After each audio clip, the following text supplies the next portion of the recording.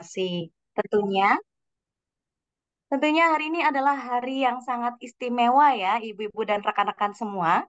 Karena pada pagi hari ini kita akan membahas tentang bincang asyik dengan tema bahagia dan membahagiakan. Baik, mohon izin kepada ibu-ibu semua dan rekan-rekan untuk dapat menonaktifkan suaranya dengan fitur mute yang telah tersedia pada Zoom meeting ini. Kemudian, boleh juga ibu-ibu dan rekan-rekan untuk menggunakan fitur raise hand untuk nanti ketika sesi diskusi dan tanya jawab. Bisa juga ibu-ibu dan rekan-rekan semua untuk mengedrop pertanyaannya di kolom chat jika sudah terpikirkan saat penyampaian materi nanti ya. Kemudian untuk materi sendiri akan disampaikan selama kurang lebih 45 hingga 60 menit. Nah, tentunya kami juga punya hadiah yang menarik buat ibu-ibu dan rekan-rekan semua. Jadi, kami harap ibu-ibu dan rekan-rekan dapat mengikuti acara ini hingga akhir. Nah, sebelumnya saya ingin menyapa terlebih dahulu nih. Selamat datang dan selamat pagi kepada Ibu Sukmadiarti. Ya, Selamat selamat pagi, pagi, Bu Popi. selamat pagi Ibu. Gimana Bu kabarnya Bu? Alhamdulillah, sehat, bahagia. Alhamdulillah Bu sehat Popi luar gimana, biasa. sehat? Alhamdulillah bahagia juga Bu, luar biasa. Alhamdulillah.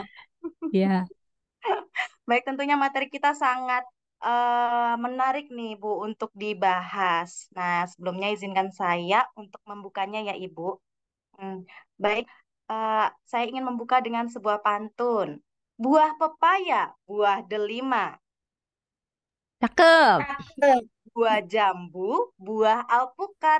Cakep, cakep. Ibu-ibu, cakep. rekan-rekan semua yang cantik jelita, yuk ikuti Cakep. acara ini dengan semangat. Semangat. Yes, semangat. Assalamualaikum warahmatullahi wabarakatuh. Selamat pagi dan salam Waalaikumsalam. sejahtera untuk kita semua. Shalom, Om Swastiastu, Namo Buddhaya, Salam Kebajikan. Alhamdulillahirrabbilalamin. Puji syukur, marilah kita panjatkan kehadirat Allah Subhanahu wa Ta'ala, Tuhan yang Maha Kuasa, atas izin dan perkenannya lah kita dapat berkumpul dalam acara ini melalui virtual Zoom meeting dengan tema bahagia dan membahagiakan. Baik rekan-rekan semuanya, mengawali kegiatan pagi ini, marilah kita berdoa bersama-sama terlebih dahulu. Berdoa menurut agama dan kepercayaan masing-masing. Berdoa kami persilahkan.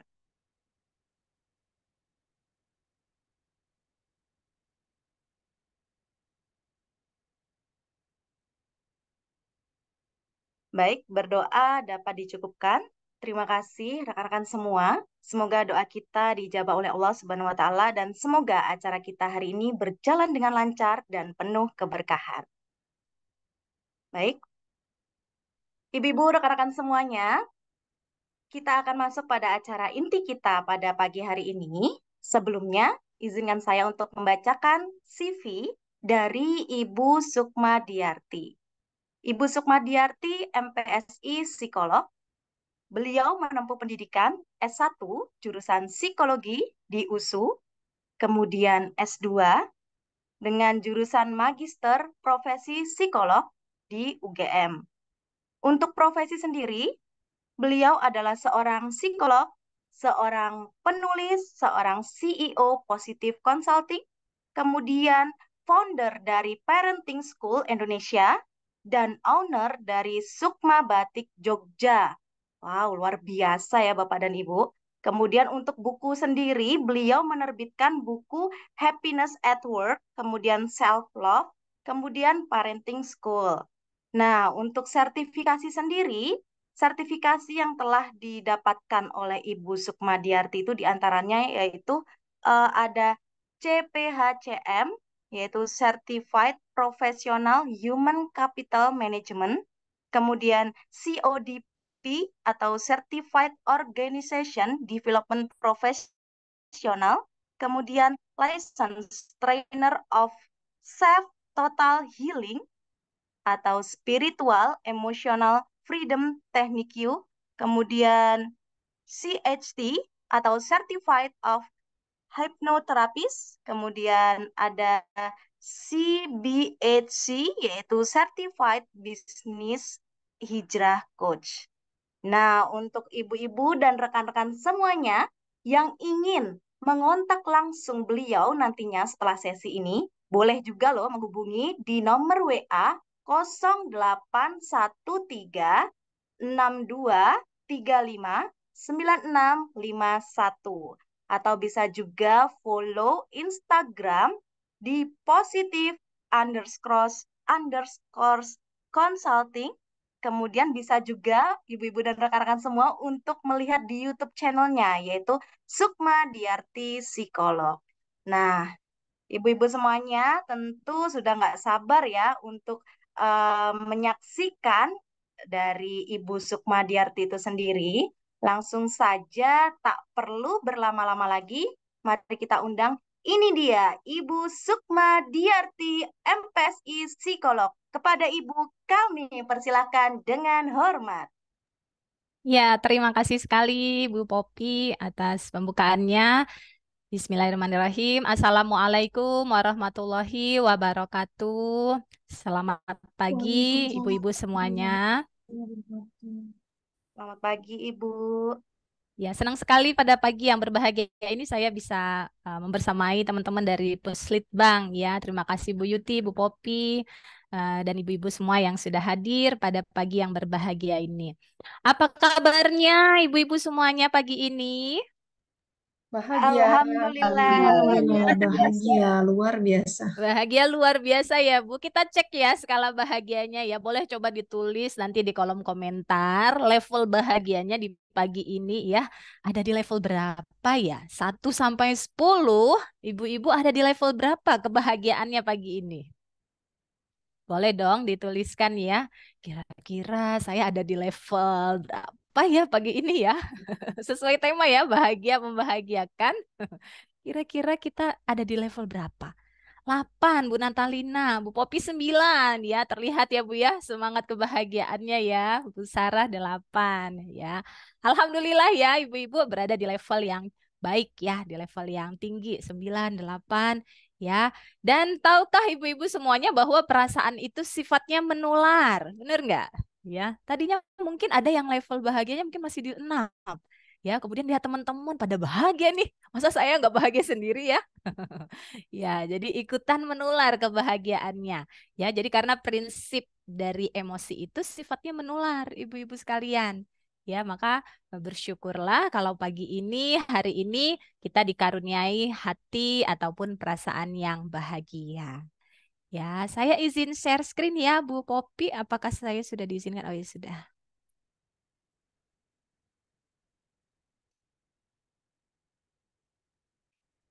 Apakah screen saya masuk, Bu Popi? Siap, sudah masuk, Bu. Sudah terlihat jelas. Sudah terlihat Silakan. jelas ya. Baik. Nah, temanya menarik sekali, bahagia dan membahagiakan. Ya, jadi tidak hanya kita sebagai pribadi yang perlu untuk merasa bahagia, tapi diharapkan kehadiran kita di muka dunia ini juga bisa membahagiakan.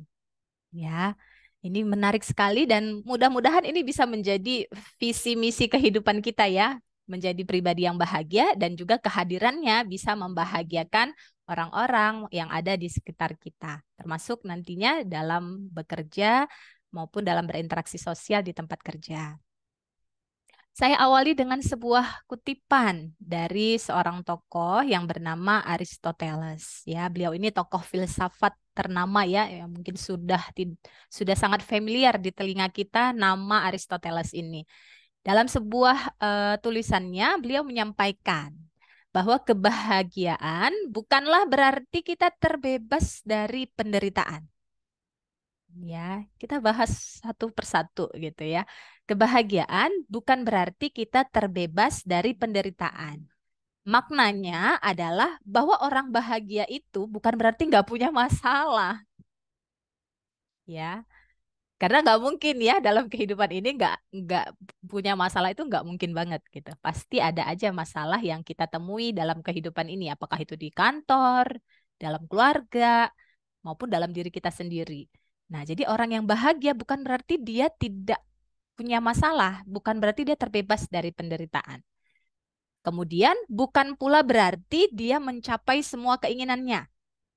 Ya, karena kita menyaksikan ya mungkin di sekeliling kita atau di media sosial secara materi sepertinya berkelimpahan gitu ya. Nah, tetapi ternyata tidak baik-baik saja. Ada yang bunuh diri ya, ataupun sekelas artis yang katakanlah punya popularitas finansial yang eh, besar gitu ya, tapi berakhir dengan bunuh diri. Artinya apa yang dicapai tidak menjamin kebahagiaan seseorang. Nah, di sini ditambahkan bahwa kebahagiaan sejati itu adalah ketika kita bisa mendedikasikan diri untuk memberi kontribusi bagi sesama. Nah, jadi tadi menarik temanya gitu ya, bahagia dan kunci dari kebahagiaan itu adalah membahagiakan, yaitu berkontribusi. Ya, jadi fokus kalau kita ingin bahagia dimanapun kita berada bukan mendapat, tapi justru memberi. Kenapa kok gitu? Gitu ya, karena mendapat ya itu tidak dalam kendali kita. Tapi memberi itu dalam kendali kita, ibu-ibu. Kita bisa memberi, melayani, menolong itu dalam kendali kita. Kalau kita mau, kalau kita lapang, kalau kita ingin bahagia, kita akan lakukan itu. Tapi kalau mendapat tidak dalam kendali kita. Bahkan kita sudah minta nih, ayo dong tolong saya. Ayo dong apresiasi saya. Ya, ayo dong dikerjain. Tidak sepenuhnya, meski kita sudah minta, tidak sepenuhnya orang memberi apa yang kita inginkan, apa yang kita harapkan. Sehingga kalau kita letakkan kebahagiaan kita itu pada orang-orang di luar kita atau kondisi-kondisi di luar kita, nah itu yang membuat kebahagiaan kita disebut kebahagiaan yang bersyarat. Nah, kalau A baru saya bahagia. Ya, kalau saya penempatannya dekat keluarga baru saya bahagia. Ini kan sering terjadi ya. Kalau saya naik naik jabatan baru saya bahagia. Kalau saya pekerjaannya pindah divisi baru saya bahagia. Ya. Kalau saya diapresiasi baru saya bahagia. Jadi kebahagiaannya bersyarat. Kalau. Nah, ya. Maka tadi Aristoteles menyampaikan kebahagiaan bukanlah berarti kita terbebas dari penderitaan. Artinya kita perlu melepas syarat-syarat tadi dan mengizinkan diri kita bahagia meskipun. Dapat? Kalau di awal bahagia jika, kalau yang sekarang bahagia meskipun. Bisa dicerna ya ibu-ibu ya. Kalau bahagia jika, itu yang akan membuat kita sulit bahagia. Kalau bahagia kita meskipun, nah ini apapun kondisinya, meskipun cuaca lagi panas banget, udah lama gak hujan, saya memilih bahagia. Meskipun kondisi di kantor belum sesuai harapan, saya memilih bahagia. Meskipun kondisi saya LDR dengan pasangan, saya memilih bahagia. Ya, meskipun karir saya belum seperti yang saya harapkan, saya memilih bahagia. Nah, karena kebahagiaan itu sejatinya adalah pilihan. Lanjut ya. Nah, kita kenali nih kira-kira apa nih yang membuat kita tidak bahagia selama ini. Ya, jadi siapa yang mengenali dirinya, maka dia akan lebih mudah untuk bisa menciptakan kondisi yang dia inginkan. Ya, ibu-ibu boleh ya komentar dulu di kolom komentarnya. Kira-kira apa nih kondisi-kondisi yang membuat ibu-ibu tidak bahagia atau tantangan-tantangan apa saja yang ditemui dalam pekerjaannya yang selama ini ganjel gitu di pikiran ataupun perasaannya. Apakah itu interaksi dengan atasan, ataukah karir, atau apa yang biasanya menjadi kendala ibu-ibu dalam bekerja. Silahkan, boleh komen ibu-ibu. Atau yang mau live juga boleh. Apa saja yang menjadi hambatan, permasalahan di lingkungan kerja. Bu Popi, kalau sesuatu tidak sesuai dengan harapan. Benar, ini masalah banget nih, benar Bu Natalina ya. Jadi definisi masalah itu adanya kesenjangan antara harapan dengan kenyataan. Pasti jadi masalah tuh. Apalagi Bu? Kalau ibu-ibu apa aja ya permasalahannya ya? Karena kan tantangan bapak dan ibu tuh beda ya. Konflik peran gitu ya. Hmm, ya. Sambil bekerja mungkin Mhm. gimana menyeimbangkan antara perannya sebagai seorang ibu dan sebagai seorang pekerja di kantor, mungkin seperti itu, Bu. Ya, konflik peran ya. Perasaannya apa, Bu Popi? Kalau misalnya kita bekerja dan juga menjadi ibu, ada Kadang rasa apa kalau yang mengganjal di sana? kadang kalau di satu sisi mungkin ngerasa belum bisa mendampingi tumbuh kembang anak Mhm. secara full time seperti itu, Bu. Ya, Jadi karena ada belum rasa bisa ya. bersalah seperti itu. Oke. Mm-mm. Ya, jadi rasanya adalah rasa bersalah. Nah, ini yang nanti teman-teman kita perlu kenali. Jadi masalah itu sifatnya netral, ya kan? Kita bekerja itu netral. Kita LDR tuh netral. Menjadi masalah karena ada emosi tertentu di sana. Kita pengennya tidak LDR, nah, tapi ternyata LDR. Kita pengennya bisa jadi full mom, tapi kita perlu bekerja nih. Nah, ya kan ini kan masalah nih, ada harapan tapi kenyataannya berbeda. Nah, efek dari perbedaan antara harapan dan kenyataan ini menimbulkan rasa, ya kan? Jadi tadi Bu Popi menyampaikan bahwa rasanya muncul rasa bersalah. Nah, si rasa bersalah inilah nanti kemudian Bu Popi teman-teman yang perlu untuk kita kita kelola. Ya, jadi meskipun kondisinya belum sesuai harapan, kita bisa memilih bahagia. Dengan cara tadi, kalau ada emosi-emosi negatif yang bersarang pada masalah tersebut, itulah yang perlu dikelola. Sehingga nanti rasanya itu ya damai aja gitu. Oke. Nah, jadi karena tadi menimbulkan rasa, itulah yang membuat menjadi masalah. Kita kenali ya level kesadaran atau emosi. Nah, jadi rasa bersalah ada di level berapa nih, Bu Popi? Coba dicek. Tadi teman-teman kan mungkin dalam hati sudah memikirkan masalahnya masing-masing ya. Dan rasa apa yang mengganjal di hatinya? Bu Popi ketemu nggak rasa bersalah itu ada di level berapa energinya?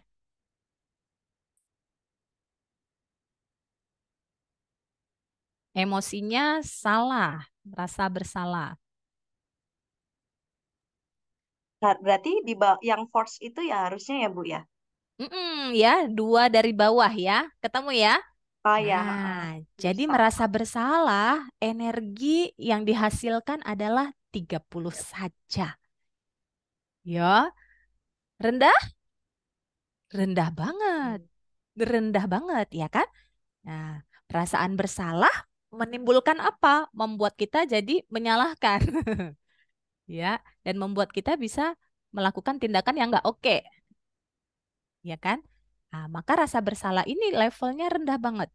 Nah, maka kalau kita menyadari kita di level emosi yang penuh tekanan, force, itu perlu kita geser. Nah, supaya kita jadi bahagia apapun kondisinya. Ya memang mama memilih bekerja. Nah, tapi ketika di rumah mama punya kesempatan untuk bisa membahagiakan, nah itu tadi ya, membahagiakan keluarga maupun anak-anak.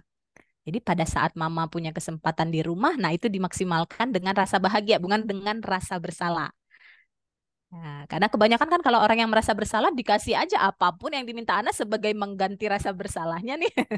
Semua dikasih, semua diizinin. Nah, walaupun kadang anak tidak butuh, tapi kita pengen mengobati rasa bersalah kita, akhirnya tadi kita justru kategorinya menghancurkan. Hmm. Hmm. Ya kan?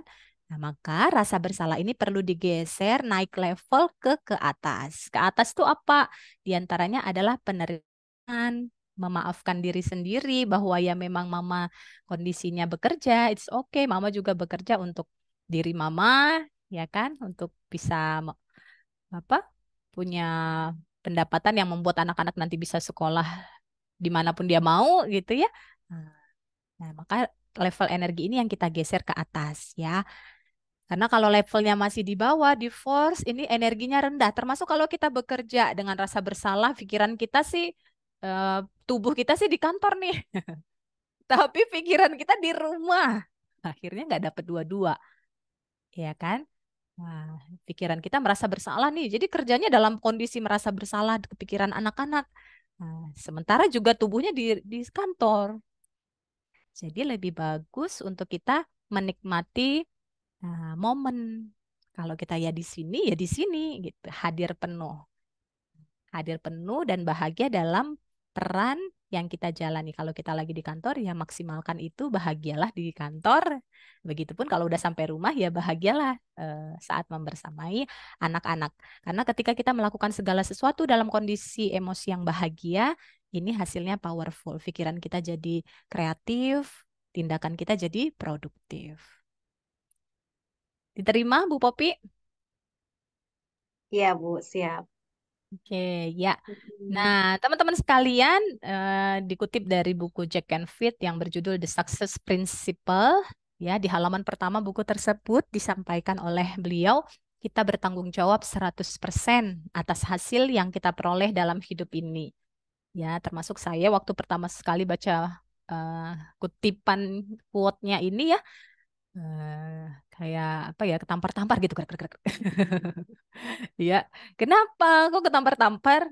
Karena sebelumnya memposisikan diri, kalau bahasa psikologinya memposisikan diri sebagai korban gitu ya. Misalnya ada kesalahan, ada permasalahan, ini kan karena kamu, ini salahnya dia, gitu ya. Jadi responnya tuh menyalahkan, menghakimi, pokoknya ambil ambil posisi korban gitu. Akhirnya jadi sulit menyelesaikan masalah kalau kita memposisikan diri kita benar, yang lain salah. Nah, jadi dari quote ini atau tulisan ini mengajarkan bahwa kita bertanggung jawab 100% nih. Kalau 100% artinya tidak ada porsi di luar kita. Walaupun orang lain tuh berperan ya terhadap kondisi atau masalah yang kita hadapi, tetapi di sini kita diajarkan untuk ya udah, walaupun orang lain punya peran, tapi kalau kamu ingin memperbaiki keadaan, tanggung jawabnya ada pada diri kamu sendiri. Mau memilih respon yang bagaimana dalam menghadapi permasalahan tersebut. Katakanlah tadi Bu Popi kondisinya ibu yang bekerja gitu ya. Bu Popi bertanggung jawab untuk memilih mau terus memendam rasa bersalahnya ya sehingga energinya berat gitu ya dalam menjalankan perannya, atau mau bertanggung jawab memilih untuk bahagia meskipun kondisinya belum ideal. Nah, itu tadi pakai rumus meskipun tadi. Meskipun saya ingin bisa punya waktu lebih banyak mendampingi tumbuh kembang anak, namun karena saya bekerja, saya memilih bahagia dalam menjalankan peran-peran yang ada. Nah, gitu ya. Jadi nggak nunggu pensiun dulu baru bahagia, anaknya udah gede kali.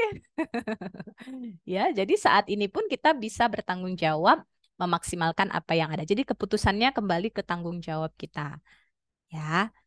Sehingga kalau ada konflik di anak kita tidak menyalahkan diri sendiri. Jadi kalau rasa bersalah itu kan nanti jadi menyalahkan diri sendiri nih.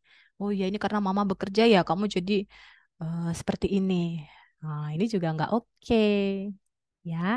Nah, jadi kita perlu berdamai dengan situasi-situasi yang tidak dalam kendali kita. Untuk itu, ibu-ibu sekalian, kita perlu untuk mengoptimalkan kepribadian maupun karakter kita, sehingga dimanapun kita berada, kita bisa bahagia dan membahagiakan. Nah, kepribadian itu artinya mencakup seluruh pikiran, perasaan, dan tingkah laku seseorang. Jadi, Tuhan sudah membekali kita dengan harta karun, yang harta karun itu sudah ada dalam diri kita sendiri, yang bisa kita bawa-bawa kemanapun kita berada, ditempatkan di manapun kita nantinya. Apa itu? Ya itu tadi, pikiran, akal, kemudian perasaan, hati, dan juga tindakan ataupun fisik kita. Inilah harta karun kita yang perlu kita berdayakan supaya tadi bisa bahagia dan membahagiakan. Ya. Ada beberapa tipe-tipe kepribadian, ini membantu kita untuk nanti bisa mengenali diri kita, mengenali rekan-rekan kerja kita atau orang-orang di sekitar kita. Sehingga kalau kita memahami bahwa setiap orang punya keunikannya masing-masing, kita tidak lagi menuntut mereka seperti diri kita. Atau kita tidak lagi menuntut mereka berubah menjadi seperti maunya kita. Tapi justru kita mengizinkan mereka ini, orang-orang di sekitar kita, menjadi dirinya sendiri, tapi yang terbaik gitu, dengan keunikannya masing-masing. Yang pertama adalah tipe dominans, ya, atau istilah lain menyebutnya koleris. Ciri-cirinya mereka mandiri dan tegas, Ya, suka berterus terang, orientasinya pada hasil, percaya diri. Orang-orang di tipe dominan ini cenderung menjadi leadership. Ya. Kemudian ada tipe influence atau sanguinis. Nah, orang-orang di tipe ini ciri-cirinya ramah dan menyenangkan. Mudah mempengaruhi orang lain, mudah bersosialisasi, orientasinya sosial. Ya, jadi kita bisa cek diri kita nih dominan di mana nih, atau orang-orang di sekitar kita di mana nih dominannya, dan kita bisa menempatkan mereka untuk kegiatan-kegiatan yang sesuai dengan kepribadiannya. Ya, misalnya kalau yang dominan bisa kita dorong menjadi leader, kemudian yang influence bisa ketika ada kegiatan-kegiatan bisa kita dorong ke bagian marketing kah, atau ke bagian pemasaran, atau yang sifatnya interaksi sosial. Kemudian yang steadiness atau phlegmatis, cirinya mereka cenderung pendiam. Ini sering disebut tertutup gitu ya. Tenang dan stabil. Kemudian pendengar yang aktif dan tulus. Ya. Terkesan pasif tapi sebenarnya bukan pasif gitu ya. Memang pembawaannya pendiam gitu. Tapi ketika dibutuhkan, ketika kita ajak ngobrol, dia nyaman banget jadi tempat cerita. Mungkin teman-teman bisa ya di antara teman-temannya pasti ada yang kalau cerita sama beliau tuh nyaman banget gitu. Kenapa? Karena dia cenderung menjadi pendengar yang aktif gitu, menyenangkan. Dan kalaupun ada masalah, dia cenderung bersikap lebih tenang, stabil. Nah, ini bisa cocok menjadi steadiness ini, yang tenang dan stabil ini cocok untuk menjadi apa? Mediator gitu ya. Kalau ada konflik, beliau bisa ditempatkan jadi penengah. Kemudian yang keempat, compliance atau melankolis, cirinya adalah perfeksionis. Dia fokus pada kualitas dan ketepatan dan suka dengan keteraturan. Ya. Nah, ini ciri-ciri beberapa tipe-tipe kepribadian dan masing-masing itu sudah oke gitu ya. Tipe-tipe ini sudah oke pada dirinya. Gitu. Jadi tinggal diberdayakan sesuai dengan dominannya aja gitu.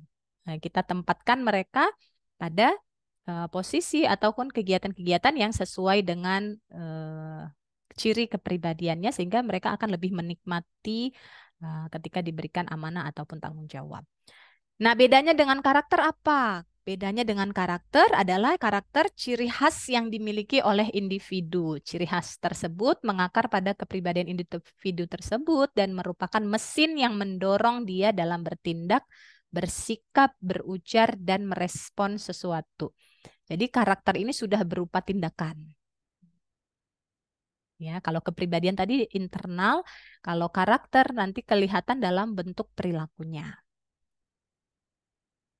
Apa ciri-ciri karakter? Yang pertama adalah apa yang dia lakukan ketika nggak ada orang yang melihatnya. Teman-teman kira-kira karakter seperti apa ya yang muncul di sini? Ketika orang lain tidak melihatnya, dia melakukan apa? Kira-kira karakter apa nih? Apa yang kamu lakukan ketika tidak ada orang yang melihat kamu? Karakter apa yang muncul? Ya, Bu Yuti, karakter kejujuran. Oke, kemudian yang kedua,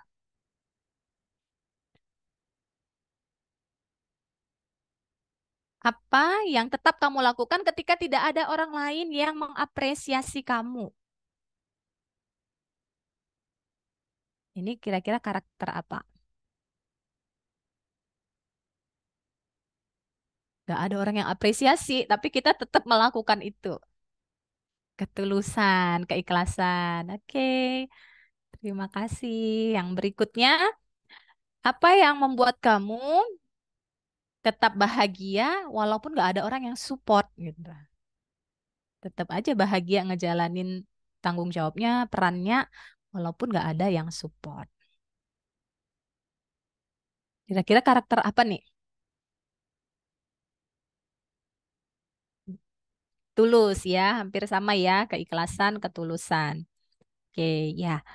Nah, kita bahas berbesar hati, ya. Nah, jadi karakter building adalah upaya untuk membangun dan membentuk akhlak dan budi pekerti seseorang menjadi baik. Ya, jadi karakter ini memang butuh proses untuk membentuknya, gitu ya. Pengalaman, pola asuh, pengetahuan ini akan membentuk karakter kita.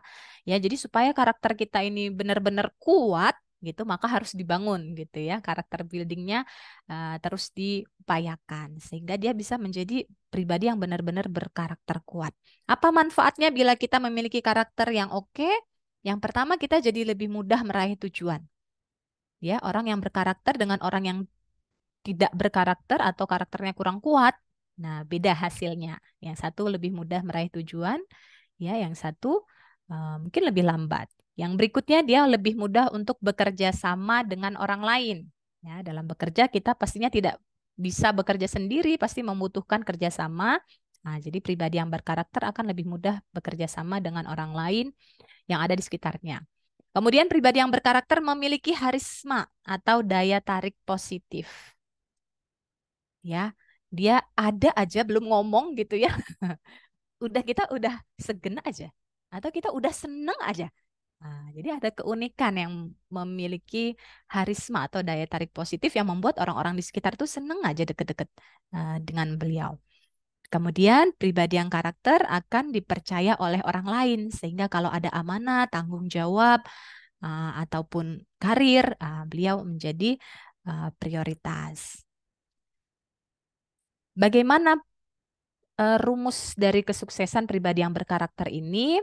Nah, ada disebut dengan B. B itu identitas. Maka kita jadikan pribadi berkarakter itu sebagai identitas kita, bahwa kita ini adalah pribadi berkarakter. Ya. Kemudian kalau pribadi berkarakter, dia melakukan satu tindakan aja, dia bisa menghasilkan sesuatu yang besar. Contohnya misalnya leader gitu ya, katakanlah Pak GM atau Bapak Direktur atau pemimpin yang ada di lingkungan kita. B-nya apa? B-nya adalah beliau adalah leader, pimpinan. Ya, dia melakukan satu tindakan aja, hasilnya berdampak besar bagi perusahaan. Paham ya? Nah, jadi dia melakukan satu tindakan sederhana saja, contoh hadir aja, itu dampaknya besar. Yang lain pada semangat hadir nih. Karena leadernya mau datang, mau kunjungan. Ya, jadi kekuatan B itu sedemikian rupa sehingga dia melakukan tindakan sederhana aja dampaknya besar. Nah, maka semakin kita memperkuat B kita, maka semakin besar hasil yang bisa kita peroleh ataupun berikan bagi lingkungan di sekitar kita. Nah, diantaranya ada 3 karakter unggul atau B, identitas diri yang perlu kita perkuat, teman-teman sekalian, untuk menjadi diri kita yang terbaik. Yang pertama, excellent. Yang kedua, profesional. Yang ketiga, penuh etika. Kita jabarkan satu-satu ya. Karakter excellent adalah sikap yang memungkinkan seseorang untuk bisa memberikan yang terbaik dalam setiap karyanya. Kuncinya adalah memberikan yang terbaik ataupun excellent dalam setiap karya maupun kinerjanya. Bagaimana ciri dari pribadi yang excellent? Yang pertama, dia komitmen pada tujuan. Jadi setiap kita bekerja atau melakukan sesuatu harus ada tujuannya. Atau bahasa lainnya niatnya mesti lurus nih. Nah, niatnya mesti bagus. Ya, karena kalau tidak punya tujuan kan kita ngikut alur aja ya. Maka lebih oke, lebih berkarakter kalau kita punya tujuan dalam setiap tindakan kita. Cara untuk menetapkan tujuan, teman-teman bisa pakai yang dari Toyota gitu ya, Takeshi Toyoda gitu kalau nggak salah namanya, dari Toyota yang menggunakan prinsip 5 why. 5 why itu 5 mengapa. Kita tanyakan 5 mengapa pada diri kita. Mengapa kamu bekerja? Mengapa saya bekerja? Coba teman-teman tanya deh, ya kita praktek langsung nih. Ya, kita tanyakan 5 why. 5 mengapa pada konteks yang ingin kita berikan pada diri kita. Mau nyari tujuan. Boleh ditulis di komen atau teman-teman boleh tuliskan di papernya masing-masing. Pertama, why mengapa? Ya, pertama why-nya mengapa saya bekerja. Sudah ditulis? Saya bekerja untuk katakanlah misalnya mendapatkan penghasilan. Oke. Nah, atau teman-teman apa why pertamanya? Lalu tanyakan lagi why kedua dari jawaban yang pertama tadi. Nah, misalnya tadi jawaban pertamanya untuk mendapatkan penghasilan tambahan atau penghasilan. Lalu tanyakan, mengapa saya ingin mendapatkan penghasilan dari bekerja? Ya, pertanyaan kedua ya. Ya supaya saya bisa membantu ekonomi keluarga, ya kan? Tanyakan lagi, why ketiga. Mengapa pengen meningkatkan ekonomi keluarga? Ya supaya bisa membantu pasangan, supaya bisa menyekolahkan anak di tempat yang terbaik, ya supaya visi keluarga bisa lebih mudah tercapai, ya kan? Tanyakan lagi yang keempat, kenapa kok pengen visi keluarganya lebih cepat tercapai?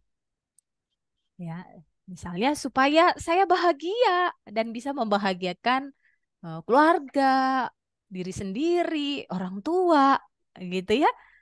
Sudah ya, dapat 4 ya. Tanyakan lagi sampai 5. Kenapa kok pengen bisa membahagiakan keluarganya, orang-orang terdekatnya? Ya supaya hidup saya ini bermakna, bisa bermanfaat bagi orang banyak dan Tuhan seneng karena hadirnya saya ini bisa berarti bagi orang-orang di sekitar saya. Dapat ya, teman-teman ya. Jadi ketika kita punya tujuan yang dalam, apapun tantangannya tadi ya, walaupun orang nggak lihat, orang nggak apresiasi, nggak ada orang yang lihat kita, karena tujuan kita internal banget, dalam banget, kita tetap komitmen pada tujuan kita, meski tantangan yang kita hadapi beragam. Ya, kalau bisa temukan tujuan itu yang nanti nyambungnya ke atas tuh, ke Tuhan. Nah, itu baru lebih tinggi lagi levelnya. Misalnya sampai, oh saya bekerja mendapatkan income, mendapatkan penghasilan untuk membahagiakan keluarga, supaya mereka bahagia, saya bahagia, dan supaya Tuhan juga senang. Nah, jadi kalau udah sampai ke atas, karena ini juga bentuk ibadah, jadi lebih lebih kokoh lagi. Walaupun tadi awalnya kan kita mengira kita bekerja nih untuk perusahaan, untuk penghasilan gitu ya, tapi kalau kita cerna lagi lebih dalam, ternyata ujung-ujungnya tuh supaya bisa eh, bahagia dan membahagiakan serta disenangi oleh Tuhan. Ya, kemudian optimalkan potensi diri, ya, karena setiap orang punya kekuatannya masing-masing, temukan itu. Dan kemudian kalau sudah tahu potensi diri kita, maksimalkan potensi yang ada dan terus belajar. Ya, terus belajar supaya kita bisa lebih baik dan excellent di bidang yang kita jalankan. Kemudian karakter yang kedua adalah profesional. Ya, profesional artinya kita bersikap tepat sesuai keadaan dan bisa diandalkan. Nah, ini profesional, bisa diandalkan dalam pekerjaannya. Maka ada 4 ciri dari profesional ini. Yang pertama, passion for knowledge, di mana dia mau terus belajar. Ketika ada perubahan di organisasinya, dia adaptif gitu ya, agile, ya kan, mau terus berubah. Kemudian passion for business, dia melambangkan citra perusahaannya. Ya, dalam sebuah pelatihan saya pernah ditanya gitu ya, Bu, saya kalau di masyarakat saya nggak mau memperkenalkan kalau saya ini anggota dari perusahaan saya gitu. Kenapa, Pak? Iya, karena kalau saya bilang saya kerjanya di perusahaan saya ini, nanti pasti dia, ayo masukin saya kerja dong. Aduh, atau dia berkeluh kesah, ini lambat nih, lelet nih sinyalnya dan lain-lain. Jadi saya males aja gitu. Nah, ya, padahal seharusnya tidak begitu ya. Kita perlu menjadi citra baik dari perusahaan kita. Kalau ada yang belum tepat dalam persepsi masyarakat tentang perusahaan tempat kita bekerja, itulah yang perlu kehadiran kita untuk meluruskannya, memahamkannya, mengedukasinya. Bukan sebaliknya kita ngumpet gitu ya. Sebaiknya seperti itu ya. Kemudian passion for service, ya ini kuncinya adalah kita melayani, bukan hanya untuk dilayani, tapi keberadaan kita itu bisa melayani siapapun yang ada di sekeliling kita. Dan yang terakhir, passion for people, intinya adalah bisa bekerja sama dengan baik dengan orang-orang di sekitar kita. Ya, kemudian yang terakhir adalah etik, prinsip-prinsip yang menentukan tingkah laku seseorang serta mengarahkannya dalam mengambil keputusan. Ya, ada 6 pilar etika. Yang pertama kejujuran, ya. Kemudian kehormatan. Kehormatan ini maksudnya kita bisa menghormati diri kita dan juga bisa menghormati orang-orang yang ada di sekitar kita. Yang ketiga, tanggung jawab, disiplin dengan amanah yang sudah diberikan, keputusan yang sudah diambil, maka bertanggung jawablah akan itu. Kemudian keadilan, tidak membeda-bedakan ya antara yang satu dengan yang lain. Nah, kita tetap memberikan kesempatan bagi siapa saja anggota maupun tim kita untuk juga terlibat dalam pekerjaan yang ada. Kemudian care, kepedulian. Kalau ada yang kesulitan, maka kehadiran kita bisa membantu mereka untuk jadi lebih baik. Kemudian citizenship, mau berkomunitas. Nah, contohnya acara yang saat ini diadakan oleh komunitas dari perusahaan untuk bisa memberikan kemanfaatan yang baik. Oke, teman-teman sekalian, di sini saya ambil kutipan dari buku Melejitkan Kepekaan Emosional. Disampaikan ketika kita berinteraksi dengan orang-orang yang membuat kita merasa dihargai dan diperhatikan, kita merasa bangga dan terinspirasi untuk bekerja lebih keras, lebih lama, dan lebih kreatif. Dan ketika kita membuat orang lain merasa dihargai dan diperhatikan, kita mendapatkan dukungan yang kita butuhkan untuk bekerja dengan baik. Kuncinya apa? Respect. Ya, semua orang suka banget kalau dia diterima, dihargai, diapresiasi. Ya kan? Maka prinsip dari bahagia dan membahagiakan itu mulai dulu dari kita. Kalau kita pengen kita dihargai di tempat kerja atau di lingkungan, mulai dulu kita yang menghargai nih orang-orang yang ada di sekitar kita, atasan kita, staf kita, ataupun ada karyawan baru. Nah, ini butuh banget nih kehadiran kita untuk bisa menghargai, mengapresiasi, menerima kehadiran mereka. Kalau kita ingin dipedulikan, diterima, begitupun seharusnya kita lebih dulu untuk peduli ataupun perhatian pada mereka. Ya. Ada beberapa hambatan teman-teman sekalian dalam pembentukan karakter. Ini yang perlu kita kenali dan kita lepaskan, yaitu adalah disebut dengan mental block. Ya, mental block itu menurut neuroscience adalah sebuah kondisi di mana kemampuan kognitif atau pikiran seseorang terhalang ataupun terhambat sehingga akses terhadap kreativitas, motivasi, dan produktivitasnya jadi terganggu. Ya, seharusnya sih dia bisa, tapi dia udah punya mental block duluan nih, udah merasa nggak bisa dulu. Ya, jadinya nggak mau nyoba sekalipun. Nah, itu adalah mental block yang perlu kita kenali. Ya, jadi kenali apa mental block kita atau hambatan yang selama ini mengganjal. Ya, nah, tadi saya sempat sharing ke suami kebetulan di PLN juga, saat ini di Salatiga.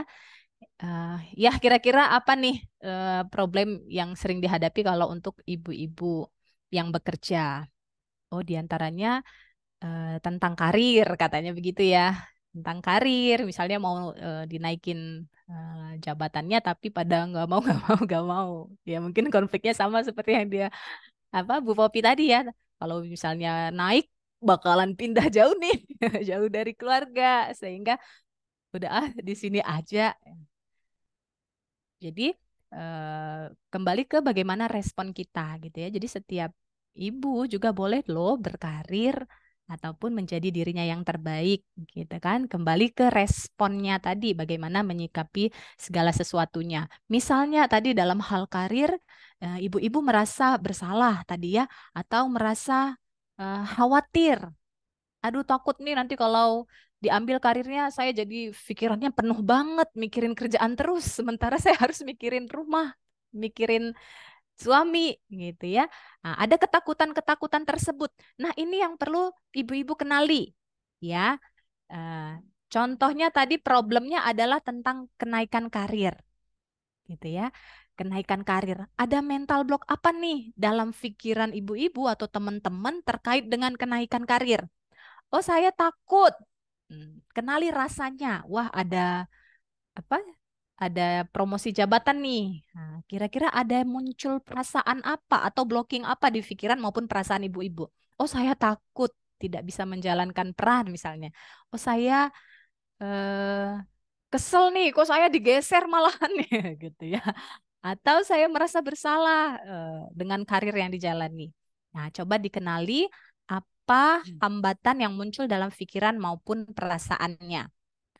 Lalu kemudian karena teman-teman punya tujuan yang besar tadi ya, pengen keberadaannya, pengalamannya itu bisa memberi manfaat yang luas sehingga ingin juga karirnya bisa berkembang dan bisa memberikan kontribusi besar juga bagi perusahaan karena di perusahaan juga membutuhkan ibu-ibu yang juga punya eh, kontribusi juga di dalamnya, maka itu yang perlu kita lepasin supaya kita juga berkarir dengan oke juga. Sudah dikenali tadi blockingnya, maka yang kemudian dilakukan adalah dengan metode air. Ya, air itu apa? Yang pertama, akui. Akui bahwa saya punya rasa takut kalau karir saya meningkat. Akui bahwa saya punya rasa bersalah dengan profesi saya saat ini sebagai ibu bekerja. Akui bahwa saya punya rasa kesel. Atasan seenaknya aja mindahin saya misalnya. Akui perasaan itu apa adanya. Ya, jadi untuk bisa cerdas emosi kita harus kenal dulu apa sih yang kita rasain. Kemudian I-nya adalah izinkan. Kalau ibu-ibu merasa bersalah, ya izinkan aja hadir rasa bersalahnya. Nggak apa-apa kok punya rasa bersalah. Nggak apa-apa kok punya rasa kesel nih. Nggak ada angin, nggak ada air. Nggak ada angin, nggak ada apa kok tiba-tiba dipindahin, kok tiba-tiba digeser misalnya. Nah, izinkan saja hadir perasaan apapun yang ada saat itu. Kalau lagi kesel ya nggak apa-apa kesel. Ya, kalau lagi marah ya boleh marah. Perasaan itu boleh, yang nggak boleh itu perbuatannya, tindakannya. Kalau perasaannya boleh, kalau lagi sedih izinkan aja hadir. Ya, misalnya lagi kerja, tiba-tiba dapat kabar apa gitu yang nggak enak, membuat kesel, membuat sedih, akui bahwa lagi sedih nih. Izinkan perasaan sedihnya hadir dulu, dipenuhin aja dulu ruang di hatinya dengan kesedihan, nggak apa-apa. Lalu kemudian udah puas sedihnya, relakan. Ya, jadi nggak dipendem sedihnya, nggak dipendem marahnya. Kalau udah puas merasakan si marah tadi, merasakan degup jantung yang berdetak kencang, atau merasakan air mata yang udah membasahi pipi, nah, kalau sudah puas, direlakan.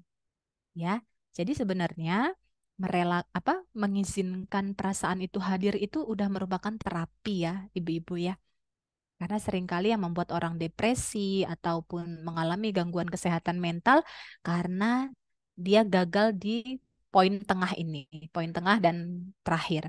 Dia gagal mengizinkan perasaannya hadir. Nah, dia sedih tapi dia nggak izinkan dirinya sedih. Apaan sedih? Oh, lagi kerja kok sedih gitu ya.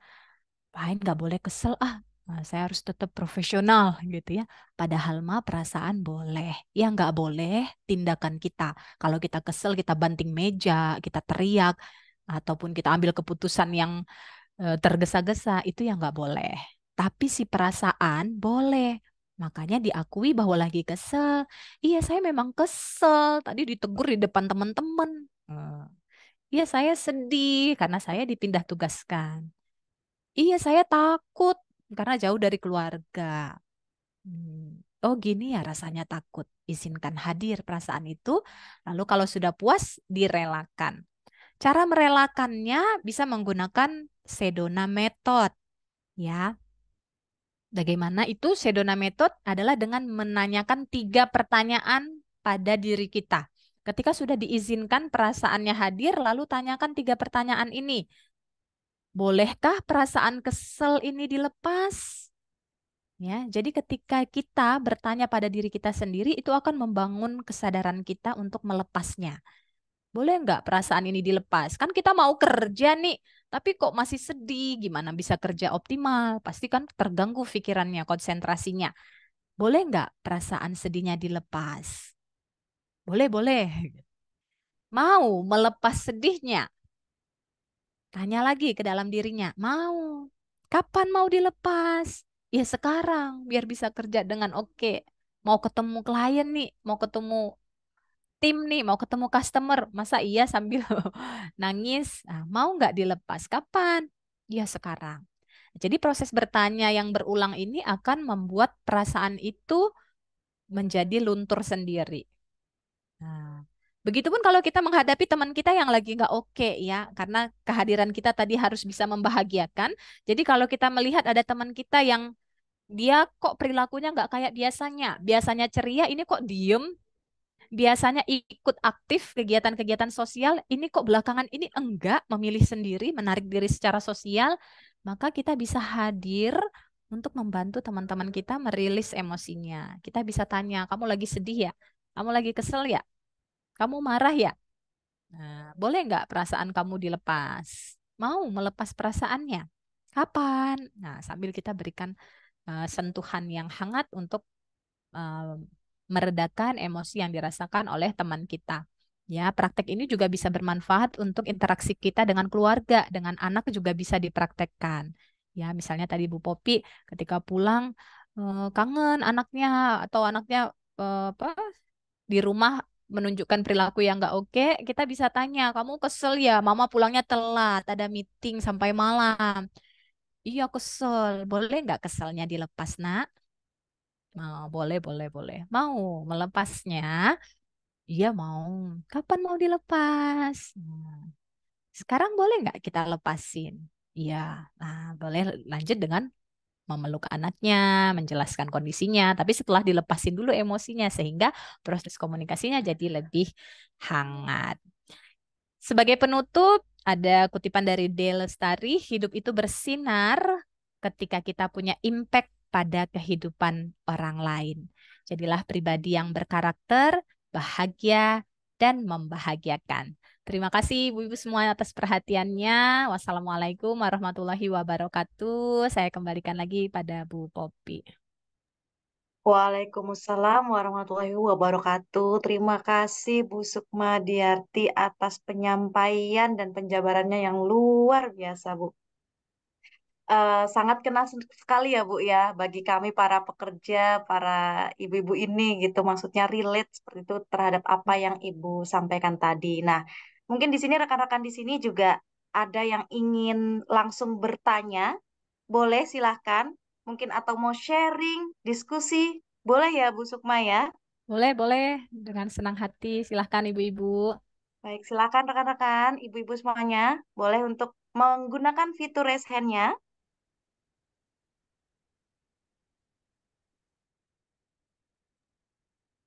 Atau kalau ada, atau kalau belum ada, boleh ditaruh di kolom chatnya. Nanti kita akan dibacakan. Dan jangan lupa nanti di akhir sesi ini ada hadiah yang menarik juga buat ibu-ibu dan rekan-rekan semua yang telah eh, memberikan pertanyaan dan pertanyaannya sangat menarik seperti itu. Baik, apakah sudah ada yang ingin bertanya atau berdiskusi, sharing? Mumpung di sini ada Ibu Sukmadiarti. Nah, di sini sudah ada masuk satu nih dari Kak Natalina. Boleh saya izin bacakan ya Bu Sukma ya? Ya, silakan.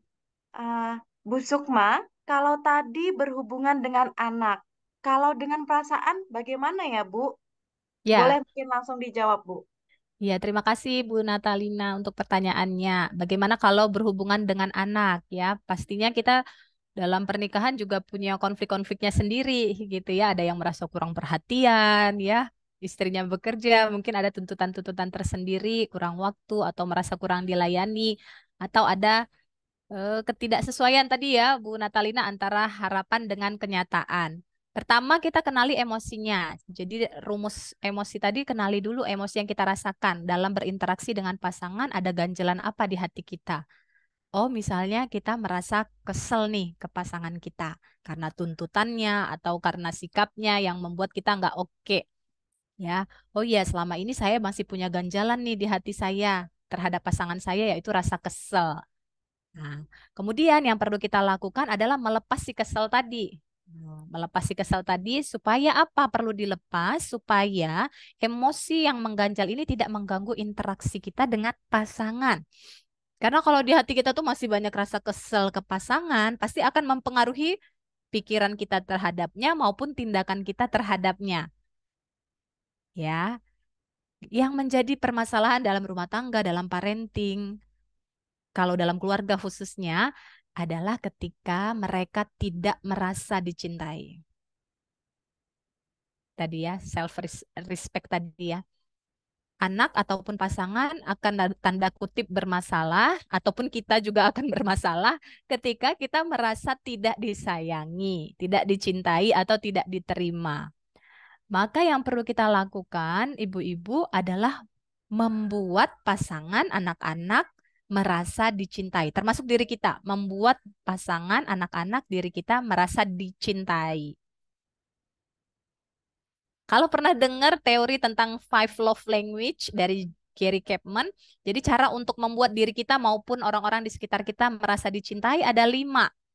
Ya, sentuhan, pelayanan, quality time, hadiah, ya, maupun kata-kata afirmasi. Kalau Bu Natalina tadi tanya, kalau untuk pasangan gimana? Nah, kalau bapak-bapak, nih saya kasih resepnya ya. Kalau bapak-bapak dari 5 poin tadi, Ibu, mereka dominan di pelayanan dan di kata-kata afirmasi, pujian, apresiasi. Nah, jadi ini penting banget. 2 ini aja kita fokusin, itu bisa membuat pasangan kita merasa dicintai, merasa diterima. Karena saya juga seorang konselor pernikahan. Jadi problem bapak-bapak atau relasi itu kalau dari pihak bapak dominan di 2 ini yang tidak terpenuhi oleh pasangan, nah itu ada aja masalahnya tuh.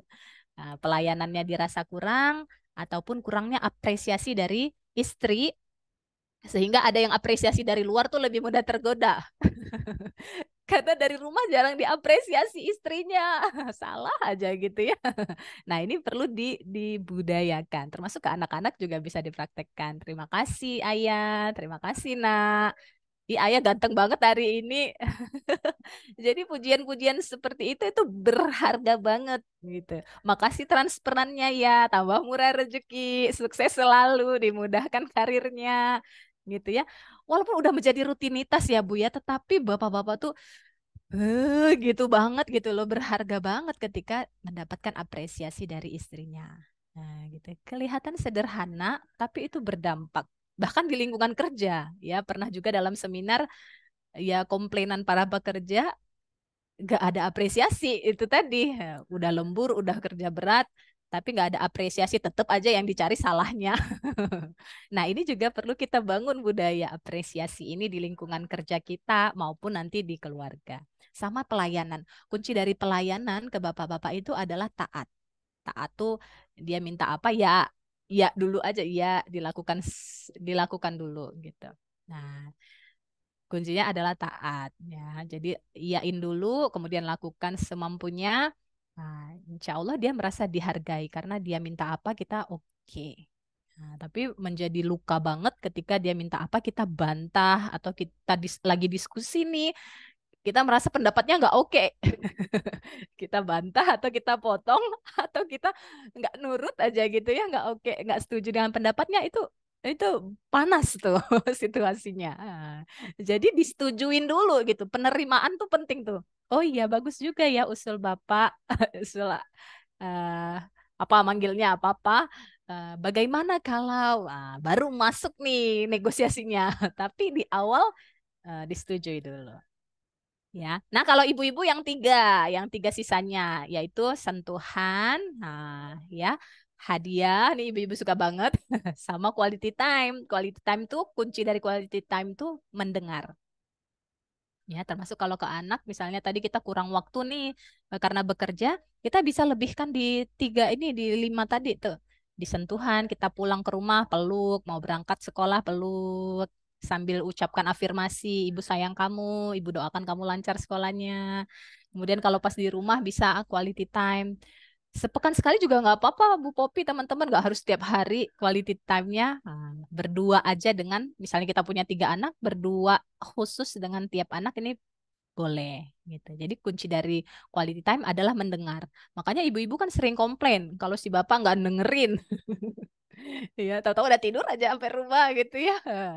Tetap perlu juga ada quality time. Nah, ini boleh dikomunikasikan dengan pasangan supaya kita bisa merasa saling menyayangi satu sama lain. Dan kalaupun sudah disampaikan, pasangan kita tidak bisa memenuhi gitu ya. Dari 5 ini, misalnya kita minta dikasih hadiah, dia nggak bisa. Dia maunya kalau keluar ya sama kita gitu, nggak pede belanja sendiri. maka berdamailah untuk poin yang pasangan kita nggak mampu. Dan lihat cintanya dari versi yang dia bisa. Sehingga kita nggak kekurangan cinta nih. Katakanlah di hadiah dia nggak bisa, ya kan? Tapi di pelayanan dia mampu, ya. Di quality time dia oke. Nah, dan atau di yang mana dia mudah dan dia selalu hadir di sana, maka rasakan cinta pasangan kita dari versi yang memang dia mudah berikan. Nah, gitu Bu Natalina. Apakah bisa diterima?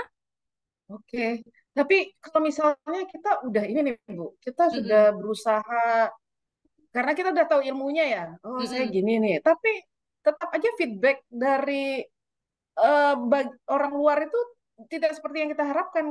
Kita kesel Mhm. gitu loh. Tapi itu diizinkan ya kalau kita, saya kesel Mm-mm. nih. Eh, terus gimana supaya kita mengobat luka batin kita tuh gimana caranya? Boleh nggak keselnya Bu Natalina dilepasin? Caranya? Boleh nggak? Jawab dulu. Boleh nggak? Boleh, boleh, boleh. Boleh ya. Caranya Eh, eh. caranya Mau, gimana, Bu? mau Gosrek nggak? kamar mandi? Mau.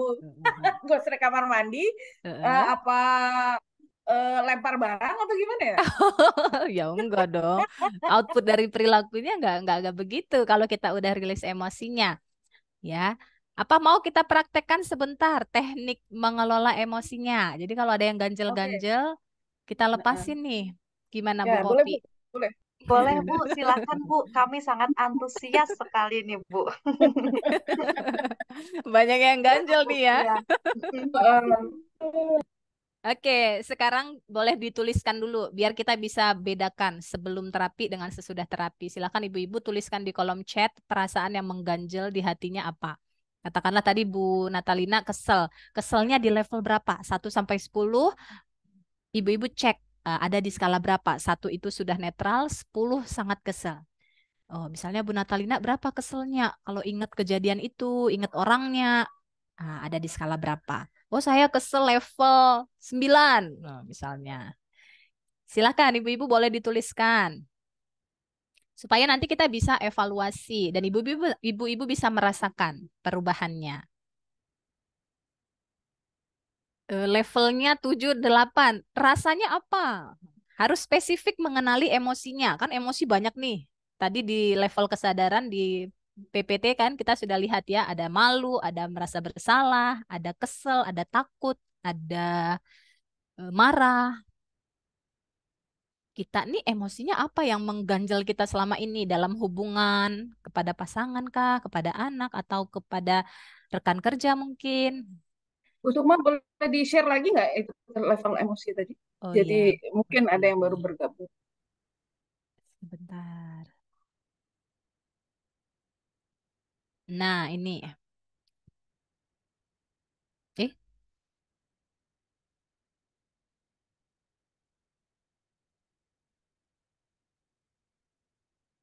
ya.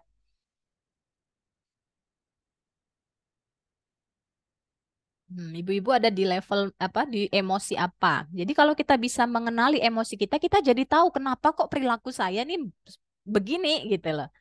Kenapa ya kok saya pengennya ngomel? Oh karena saya lagi marah. Kenapa ya kok saya jadi nggak mood kerja? Oh ya karena saya masih menyimpan kesedihan.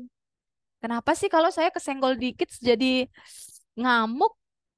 Oh karena saya lagi takut nih, takut disalahkan. Nah, jadi semakin kita bisa mengenali emosi kita, kita jadi tahu, oh ternyata masalah kita itu karena saya punya perasaan ini. Jadi perasaan inilah yang perlu saya selesaikan. Karena kalau perasaannya udah kita selesaikan, ibu-ibu, masalah itu udah nggak jadi masalah lagi. Wong perasaannya udah damai. Ya kan, meskipun masalahnya masih ada, kalau perasaan kita sudah berbeda, udah nggak jadi masalah lagi buat kita. Nah, maka perasaan itu yang perlu menjadi perhatian kita, yang perlu kita kenali terlebih dahulu. Sudah?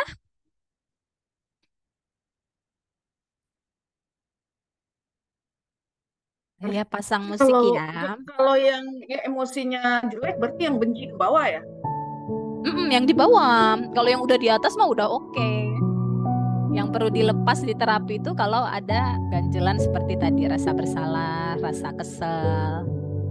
Jengkel kan biasa begitu ya, jengkel banget nih. Kok nggak mengerti saya, kok nyalahin saya terus kan gitu ya. Sudah?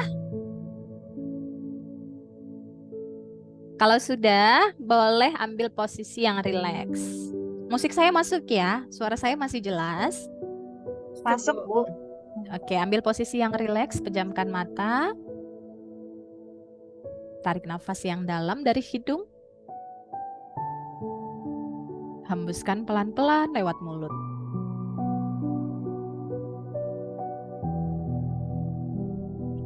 Rileks aja. Nikmati udara yang masuk ke dalam tubuhnya.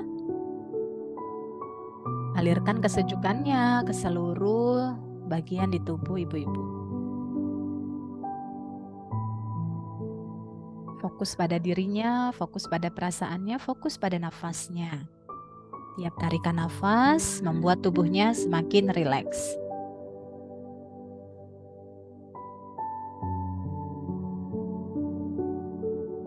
Sekarang niatkan ibu-ibu untuk berdamai dengan dirinya sendiri.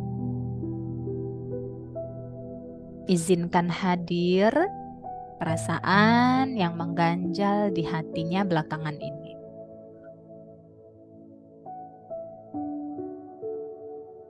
Kalau itu rasa marah, izinkan saja hadir rasa marahnya.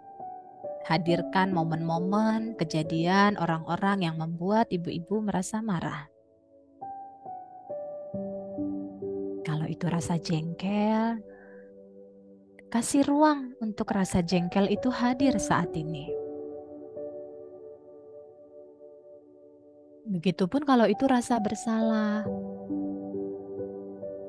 dipersilahkan untuk hadir saat ini.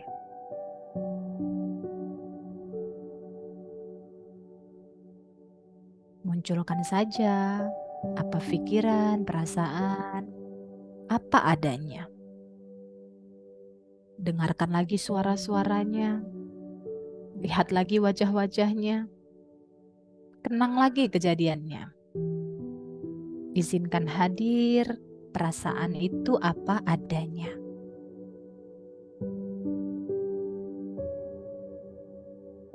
Sekarang, tanyakan pada diri ibu-ibu. Ibu-ibu boleh jawab. Bolehkah perasaan ini dilepaskan?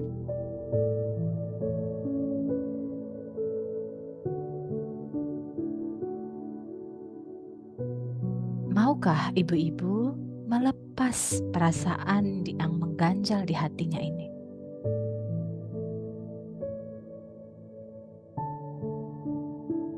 Kapan mau dilepas? Mau sampai kapan? Terus memendam perasaan ini. Kejadiannya sudah berlalu, tapi kalau perasaannya belum dilepaskan, rasanya masih sama dan akan terus bertambah, bahkan mengundang hal-hal yang sama terus. Boleh nggak kalau dilepasin? Ibu-ibu punya pilihan, mau terus dipendam atau dilepaskan sekarang. Yang lalu sudah tidak nyata, yang ditakutkan ke depan belum terjadi. Sekaranglah yang nyata.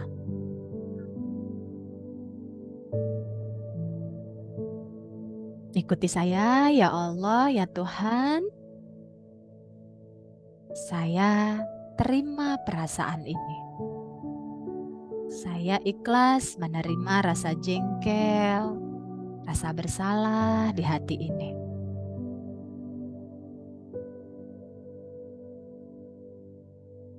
Saya maafkan. Saya maafkan dia.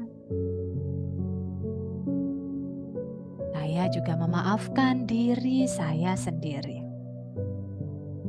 Tidak ada yang sempurna, maka saya maafkan semuanya.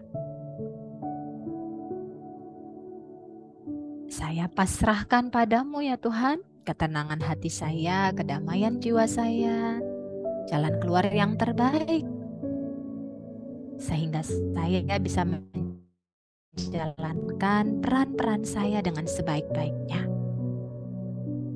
Saya ikhlas, saya pasrah, saya syukuri semuanya. Semua pasti baik pada akhirnya, pasti ada hikmahnya. Sekarang kumpulkan rasa yang masih tersisa. Kalau ada jengkelnya, kalau masih ada rasa bersalahnya, masih ada marahnya, dikumpulkan sisa-sisanya, lalu tarik pakai nafas. Tarik nafasnya, tarik rasanya. Saat hembus nafas, lepaskan. Relakan dengan sukarela perasaan itu.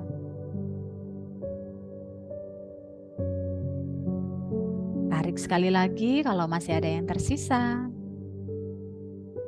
Lepaskan. Setelah melepaskan emosi negatifnya, sekarang boleh nggak diizinkan hadir rasa syukurnya, rasa sayangnya. Apapun yang membuat ibu-ibu merasa bersyukur sampai dengan di titik ini, merasa penuh cinta, merasa sayang, hadirkan perasaan itu. Izinkan hadir rasa syukurnya memenuhi ruang di hati. Nikmati, izinkan sejenak perasaan syukur dan sayang itu hadir. Dan sekarang sebarkan perasaan itu dengan mendoakan orang-orang tersayang. Kirimkan doa terbaik buat mereka dengan perasaan cinta, perasaan sayang.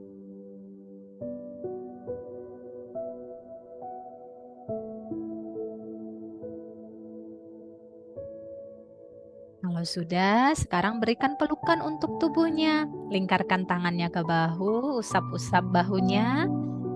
Berikan apresiasi buat diri sendiri. Jangan tunggu diapresiasi orang lain karena kita bisa memberikannya pada diri kita. Terima kasih diriku. Sudah menjadi ibu, istri, pribadi yang hebat, pribadi yang kuat, pribadi yang mau terus belajar. Maafin kalau aku ada salah. Aku menyayangi. I love you. Sekarang aku izinkan diriku bahagia. Apapun yang terjadi, bagaimanapun kondisi yang ada, aku memilih bahagia. Karena aku berharga, layak bahagia, layak dicintai dimanapun aku berada. Tarik nafas yang panjang. Pelan-pelan boleh buka mata dan tersenyum penuh kelegaan.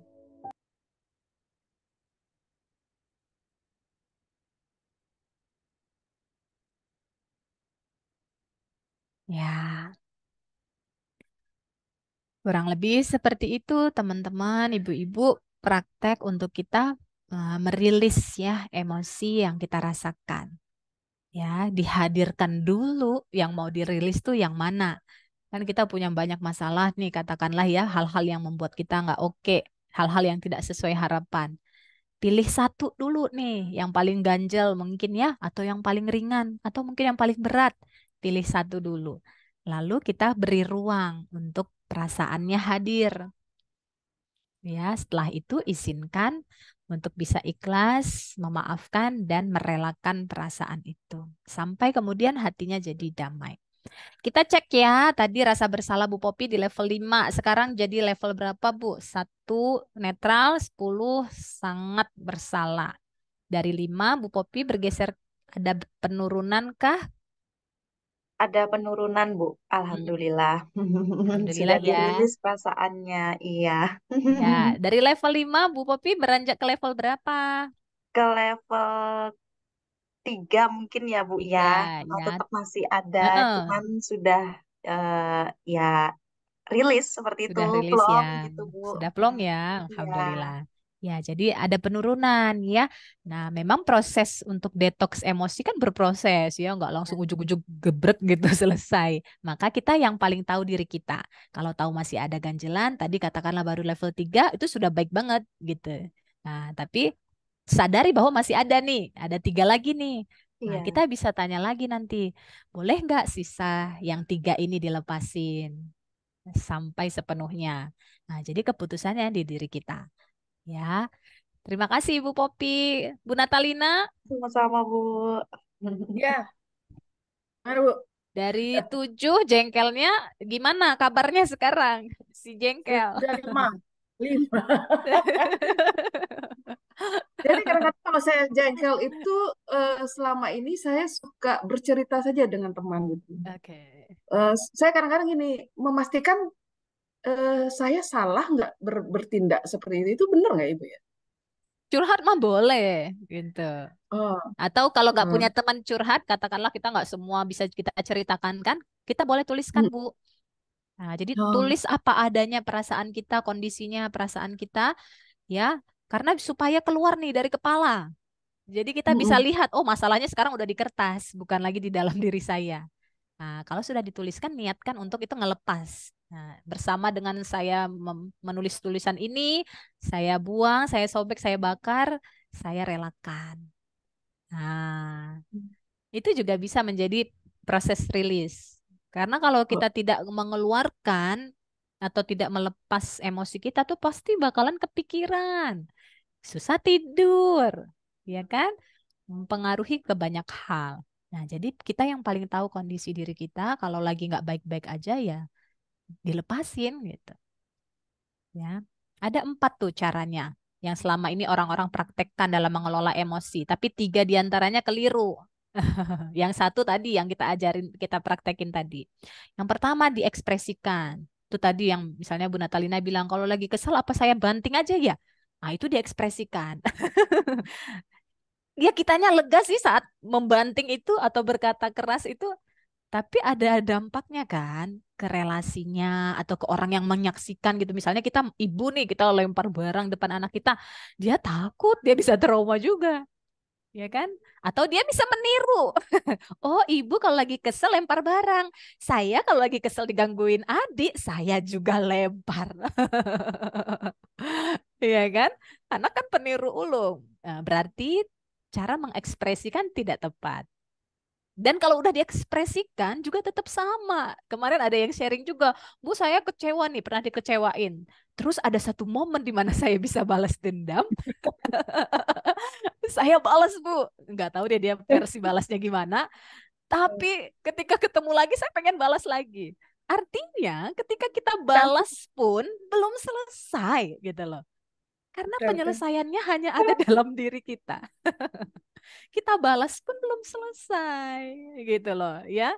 Maka ini tidak tepat, ya kan? Kemudian yang kedua, dipendam. Nah, ini yang sering buat jadi psikosomatis ya. Kalau sering migrain, sering mah dan beragam penyakit lainnya, kenali itu sinyal dari tubuh bahwa dia bilang, "Hai, cintaku, jangan keberatan mikirnya. Udahan perasaannya dilepas." Jadi itu sebenarnya sinyal dari tubuh kita yang mengasih tahu kita bahwa ada pikiran dan perasaan yang udah berlebihan nih. Berlebihan dalam hal negatif ya, kalau bahagia mah nggak apa-apa. Tubuhnya mah sehat. Tapi kalau lagi kesel tuh kan tubuhnya akan merespon. Nah itu efek dari dipendam. Jadi karena sedih, dia pendam sendiri. Kesel sih, tapi dipendam aja. Udah malas ribut, diem aja deh gitu. Tapi masih ada nih, diemnya bukan karena diem berdamai, tapi diem karena menahan. Nah, yang ketiga dialihkan, ya kan? Dialihkan ke makan, dialihkan ke tidur, dialihkan ke nonton, atau dialihkan ke apa? Belanja impulsif, macam-macam kan pengalihan orang. Nah, tapi juga tidak menyelesaikan. Maka kita berlatih ya ibu-ibu sekalian untuk menggunakan teknik yang keempat yang tadi kita praktekin, yaitu penerimaan. Air tadi, bahwa kalau lagi nggak baik-baik aja nggak apa-apa, boleh izinin lalu direlakan. Sama seperti rezeki, kita terima rezekinya, kita relakan bayar zakat, infak, sedekah atau berbagi pada sesama. Begitu juga halnya dengan hal-hal yang negatif dalam kehidupan kita terima dulu. Oke, lagi ada masalah. Oke, lagi ada kesel nih. Saya terima, saya lepasin. Saya relakan. Saya terima, saya relakan rasa ini pergi. Butuh latihan, tapi kalau sudah tahu ilmunya, ya mudah-mudahan sudah lebih enak ya. Dan memang kalau masih banyak dominasi emosinya masih skala 5 atau di atas 5, perlu diulang-ulang terus supaya sampai nanti ke titik 0. Ke titik 0 itu titik di mana dia berubah nggak apa-apa, dia nggak berubah, I'm okay gitu. Itu namanya letting go, udah 0 gitu. Nggak masalah gitu, udah damai aja mah kita. Karena kita nggak bisa mengubah orang lain kan. Yang bisa kita ubah penilaian kita terhadapnya, perasaan kita terhadapnya, cara kita meresponnya. Dan seringkali keajaiban terjadi ketika kita sudah mengubah 3 hal tadi dalam diri kita, terjadi perubahan juga pada orang-orang tersebut atau kondisi di luar kita. Jadi fokus perbaiki di dalam, maka yang di luar akan ikut membaik. Begitu Bu Natalina, Bu Popi. Baik, terima Makasih. kasih Bu Sukma. Sama. Gimana Kak Natalina masih mau bertanya lagi? Mungkin dipersilakan pada Nurul Firda tadi yang raise hand. Oh iya, Ya, tadi Mbak silahkan Nurul Ibu. ada raise hand. Silahkan Mbak Nurul. Boleh Mbak disampaikan pertanyaannya Mbak Nurul? Ya, terima kasih Mbak Popi, Mbak Kak Lin. Assalamualaikum warahmatullahi wabarakatuh. Salam kenal Bu Waalaikumsalam. Sukma.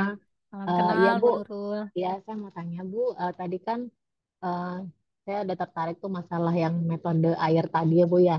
Ya. Misalnya kita sudah merelakan konflik atau emosi kita itu Bu. Tapi Mm-mm. dalam periode tertentu itu muncul lagi nih Bu emosinya gitu. Ya. Perasaan dulu saya udah maafin tapi muncul lagi, muncul lagi. Itu Mhm. bagaimana ya solusinya Bu ya? Saya jadi mikir kok wanita ini ribet banget ya Bu. Buat mengakuinya aja susah Bu. Mengakui ya Bu ya. Terus tadi ada yang R-nya itu kan merelakan. Merelakannya susah juga nih ternyata. Nah itu gimana ya Bu kira-kira solusinya? Makasih Iya, Bu. terima kasih Bu Nurul. Artinya Bu Nurul menyadari ya, aduh susah banget gitu ya. Itu udah bagus. Jadi kalau satu kita sudah punya kesadaran akan itu bagus banget. Nah, tinggal kita latihannya aja gitu ya. Jadi tadi saya merasa sudah melepaskan, sudah merilis, tapi suatu masa kok muncul lagi. Nah, gitu ya. Kalau muncul lagi ya nggak apa-apa dirilis lagi. Ya, gitu. Namanya kehidupan pasti akan ada aja bisa masalah itu dari orang yang sama atau dari orang yang berbeda. Tapi yang perlu diperhatikan, kenali polanya.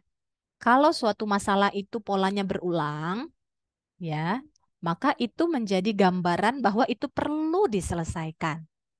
Contoh saya pernah punya klien, beliau selalu punya masalah dengan atasan di perusahaan A, ya, permasalahannya dengan atasan aja. Akhirnya apa? Dia merasa masalahnya nih di atasan saya nih, bukan di saya. Pindah ke perusahaan B. Nggak tahan kan gitu ya, pindah ke perusahaan B. Di perusahaan B, masalahnya sama lagi. Dengan staf, karyawan, anggota, dia customer nggak ada masalah. Masalahnya hanya dengan atasan aja. Sama lagi polanya nih. Ya, oke, udah nggak tahan lagi. Akhirnya pindah lagi ya ke perusahaan C. Akhirnya di perusahaan C ketemu masalah yang sama lagi. Konfliknya dengan atasan aja, yang lain enggak. Nah, sampai akhirnya dia mau konseling kan gitu. Kayaknya bukan atasan saya nih yang salah. Apa jangan-jangan saya nih yang bermasalah gitu loh. Muncul kesadaran tuh loh. Makanya yang pertama kali perlu dihadirkan tuh kesadaran. Nah, akhirnya dia mau konseling dan menggali apa sih permasalahannya. Jadi memang ada permasalahan dengan figur otoritas gitu ya. Nah, jadi ada inner child ataupun luka batin terkait dengan figur otoritas atau katakanlah dulu dengan orang tua, ya banyak aturan dan lain-lain. Sekarang punya figur otoritas nih, atasan. Nah, konfliknya muncul di sana. Jadi ketika itu diselesaikan yang ada dalam diri, maka polanya bisa berubah. Ya, jadi udah bisa lebih empati ke atasan, bisa lebih memahami kondisi-kondisi yang ada tanpa terus menyalahkan figur otoritasnya.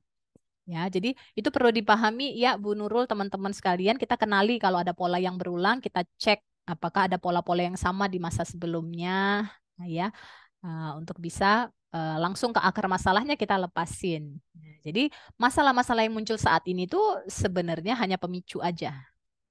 Paham ya? Pemicu yang pengen kita menggali lebih dalam ke belakang.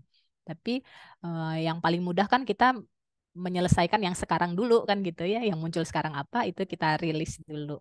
Sambil nanti kalau keinget masalah-masalah di belakang, ya itu juga kita rilis lagi. Ya, begitu Bu Nurul, kalau muncul masalahnya ya diselesaikan lagi aja, nggak apa-apa. Makasih Apakah Bu bisa Sukma. diterima? Mm-mm. Ya Bu, makasih Bu. Mudah-mudahan bisa dipraktek. Ya, semoga dimudahkan Bu Nurul. Kembali ke Bu Popi. Baik, terima kasih Bu Nurul atas pertanyaannya. Terima kasih juga kepada Bu Sukma yang telah memberikan penjabaran. Mungkin rekan-rekan di sini masih ada yang mau sharing, menanyakan langsung, berdiskusi, atau ada kendala nih, boleh di-share ke Ibu Sukma. Silakan. Bu Yuti, mungkin ada yang mau didiskusikan, Bu?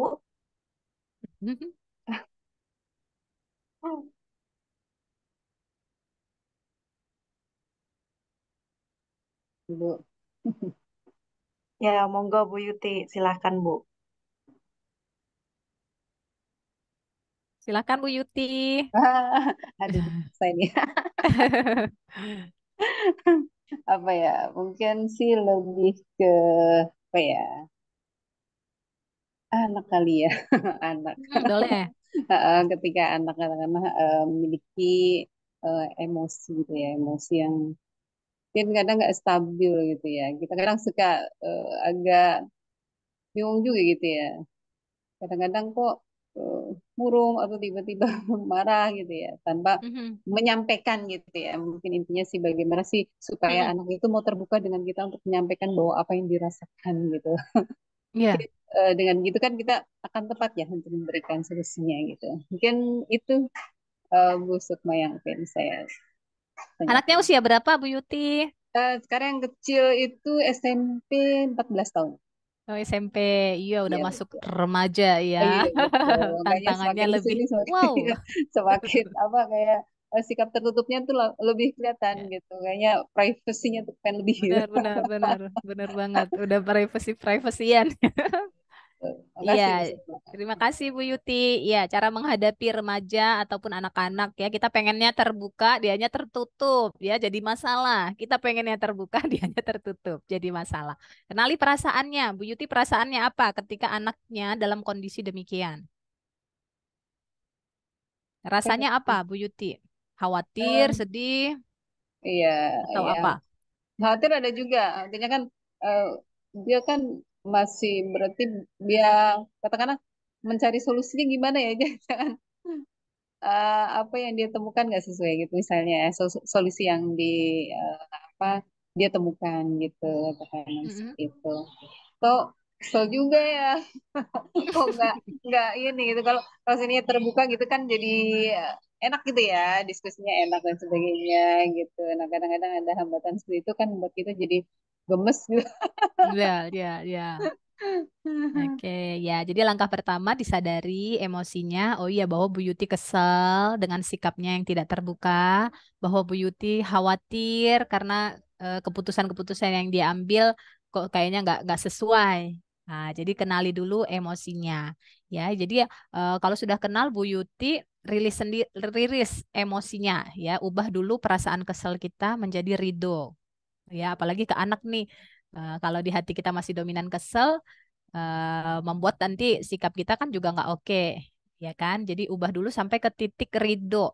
Ridho itu artinya kita menerima kondisi anak kita yang demikian tadi apa adanya saat ini. Jadi penerimaannya pada kondisi saat ini. Jadi pemahaman itu membuat kita optimis bahwa kondisi anak kita yang saat ini belum terbuka itu nggak selamanya kok. Gitu. Nah, jadi seorang tua perlu memiliki growth mindset. Jadi mindset yang bertumbuh bahwa kondisi anak saat ini yang belum ideal, atau kondisi kehidupan kita saat ini yang belum ideal itu tidak selamanya. Nah, jadi ada masa dengan perubahan mindset kita bahwa anak ini juga akan berbeda, akan lebih terbuka atau dia bisa mengambil keputusan lebih bijak, bisa memiliki pertimbangan-pertimbangan yang lebih matang. Nah, jadi yang sebagai orang tua yang bisa dalam kendali kita adalah kita mengontrol pikiran kita terhadapnya, itu tadi tumbuhkan growth mindset-nya bahwa kondisi anak saya bisa berubah nih. Harus yakin dulu. Kemudian yang kedua, emosi kita rilis. Masih ada keselnya itu kita rilis. Nah, kemudian yang ketiga, perilaku kita atau tindakan kita penuh cinta.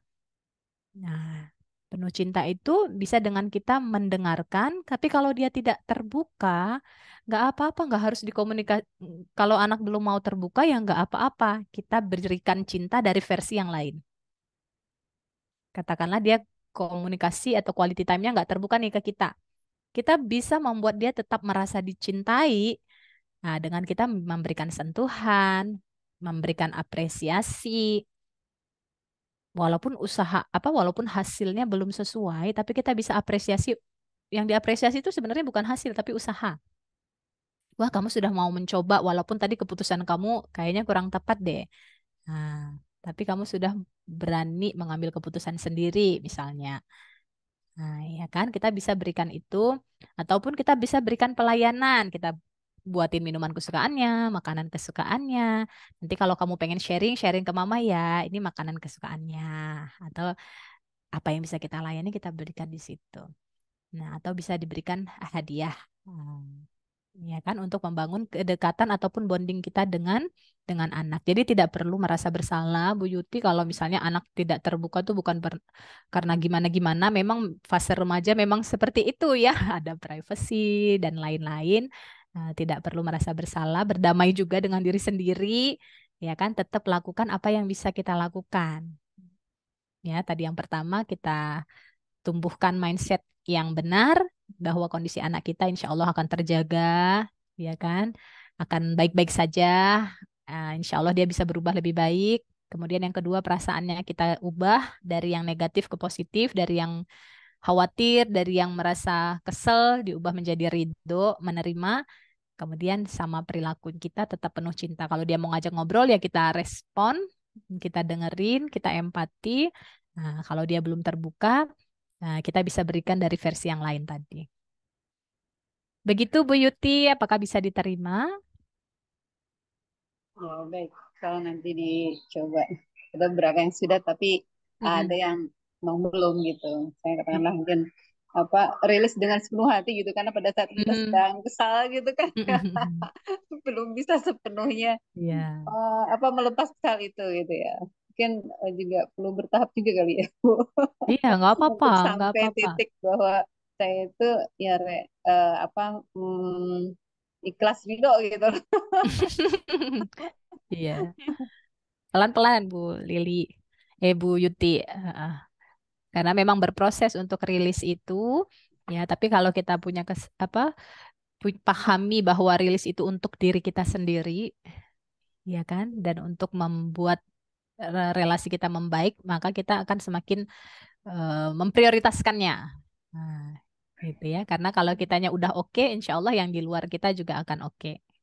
Baik, terima kasih Bu Sukma. Sama-sama Ibu.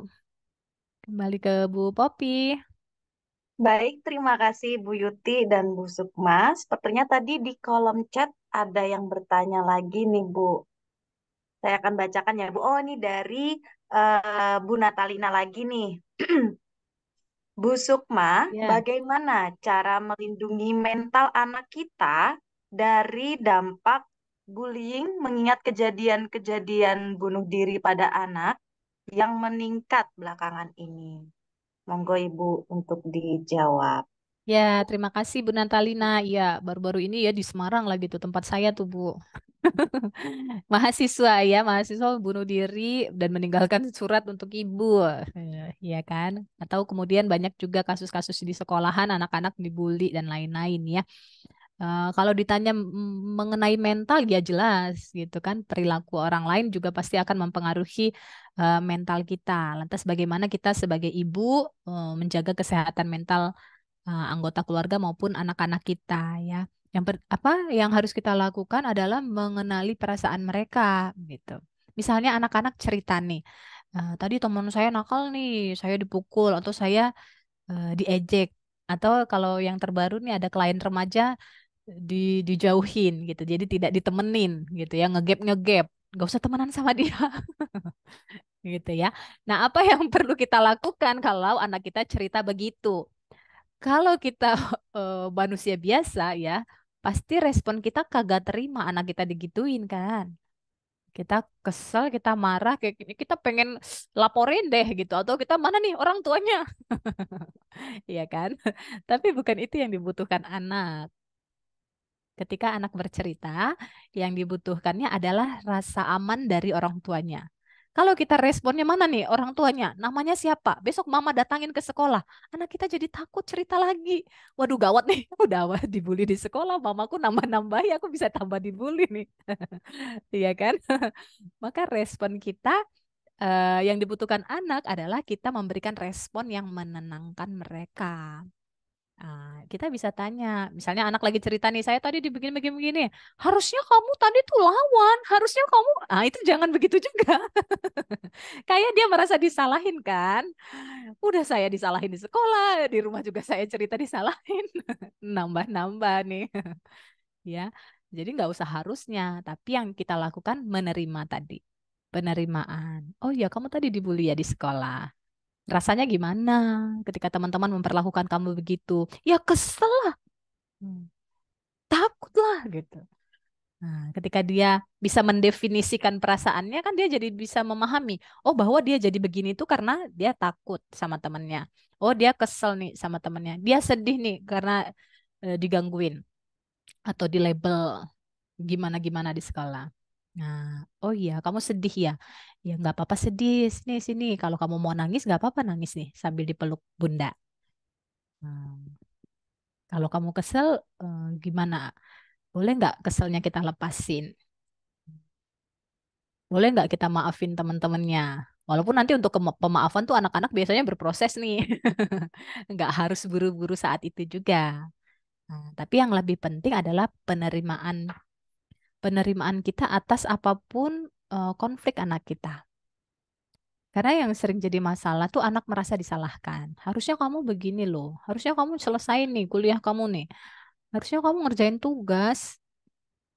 Harusnya kamu begini dan begitu. Nah, itu bikin anak tertekan kan di situ. Dia merasa tidak diterima, dia tidak merasa dicintai ketika respon kita kurang tepat. Nah, kalau kita pengen menjaga kesehatan mental anak tadi, yang paling utama adalah penerimaan, baik pada diri kita maupun pada kondisi anak kita saat ini. Ya, dan kemudian tetap penuhi dengan cinta tadi, walaupun teman-teman di luar membuli dia, kalau di rumah dia dapat cinta yang full, nah itu bisa mengimbangi gitu. Nah, dan gak apa-apa kalau anak mendapatkan konflik di luar, karena dengan konflik-konflik di luar mereka akan belajar menghadapi kehidupan yang nyata gitu kan, bahwa nggak selamanya dimanja terus. Kalau di rumah dimanja, di sekolah dia harus juga bisa menyesuaikan diri bahwa tidak selamanya pendapatnya diterima, tidak selamanya kehadirannya diterima gitu. Begitu Bu Natalina. Iya, Bu, makasih. Jadi intinya apa nggak jadi lemah gitu anaknya? Maksudnya Mm-mm. kadang-kadang dia disalahin, belum tentu anak kita salah gitu loh. Iya. Iya kan? Mm-mm. Jadi supaya kawannya tuh kapok itu gimana ya? Misalnya ya namanya anak-anak ini Mm-mm. ya yang kayak geng-gengan tadi itu. Nah, ketika Iya. sekarang itu kan yang suara terbanyak yang sering menang ya di ini. Padahal Mm-mm. pendapat kita tuh udah pendapat anak kita itu udah benar gitu. Sesuai yang kita ajarkan. Iya. Disampaikan juga bahwa kamu nggak apa-apa mempertahankan diri gitu. Membela diri itu boleh gitu loh. Kalau dalam kondisi yang nggak oke, kamu juga boleh memberi pelajaran kok ke teman kamu gitu. Tapi bukan itu yang pertama kali kita ajarin gitu kan. Bukan langsung diajarin kamu harusnya balas dong gitu loh.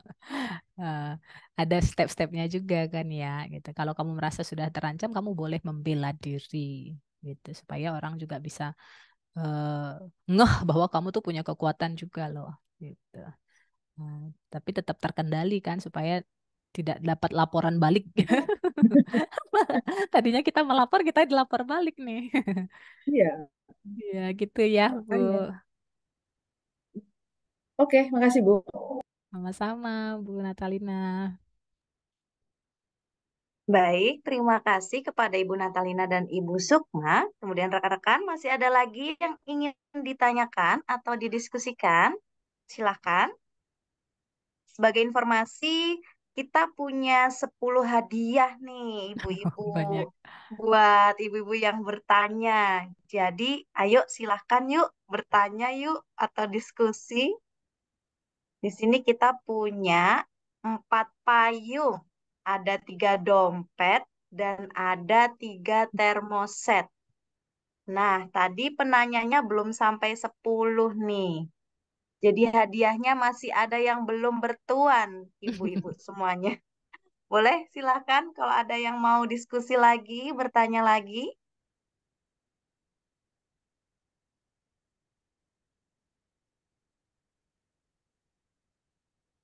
Ada. Mungkin dari unit lain di luar Puslitbang. Boleh loh ibu-ibu silahkan. Nggak harus dari Puslitbang ini Bu. Silahkan Bu. Kalau ada yang mau dirilis perasaannya, disampaikan kepada Ibu Sukma. Boleh banget. Silahkan Bu.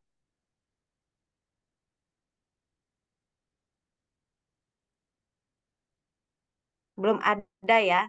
Ya udah kalau gitu saya deh Di yang bertanya kolom chat, kepada Ibu. enggak, di kolom chat ada Bu Lina yang bertanya. Oh, di kolom chat. Oke, sebentar. Oh iya, ini pertanyaan dari Ibu Lina Kurniati. Izin Bu Sukma, bagaimana menghadapi anak-anak yang sudah mulai mengenal lawan jenis? Anaknya Ibu Lina ini sudah SMA, Bu Oh Sukma. ya, sudah SMA. Monggo, Bu Sukma. Ya. Iya, terima kasih Bu Lina untuk pertanyaannya. Menyikapi anak-anak yang sudah mulai mengenal lawan jenis ya. Pertama tentu kita apresiasi, artinya normal ya. Ya, ada ketertarikan pada lawan jenisnya. Bahaya kalau ke sesama jenis. Nah, itu kita baru khawatir. Tapi kalau tertariknya ke lawan jenis, alhamdulillah sehat ya. Kemudian menyikapinya gimana? Mungkin kan ada kekhawatiran, aduh nanti anak saya gimana nih pergaulannya, begitu ya.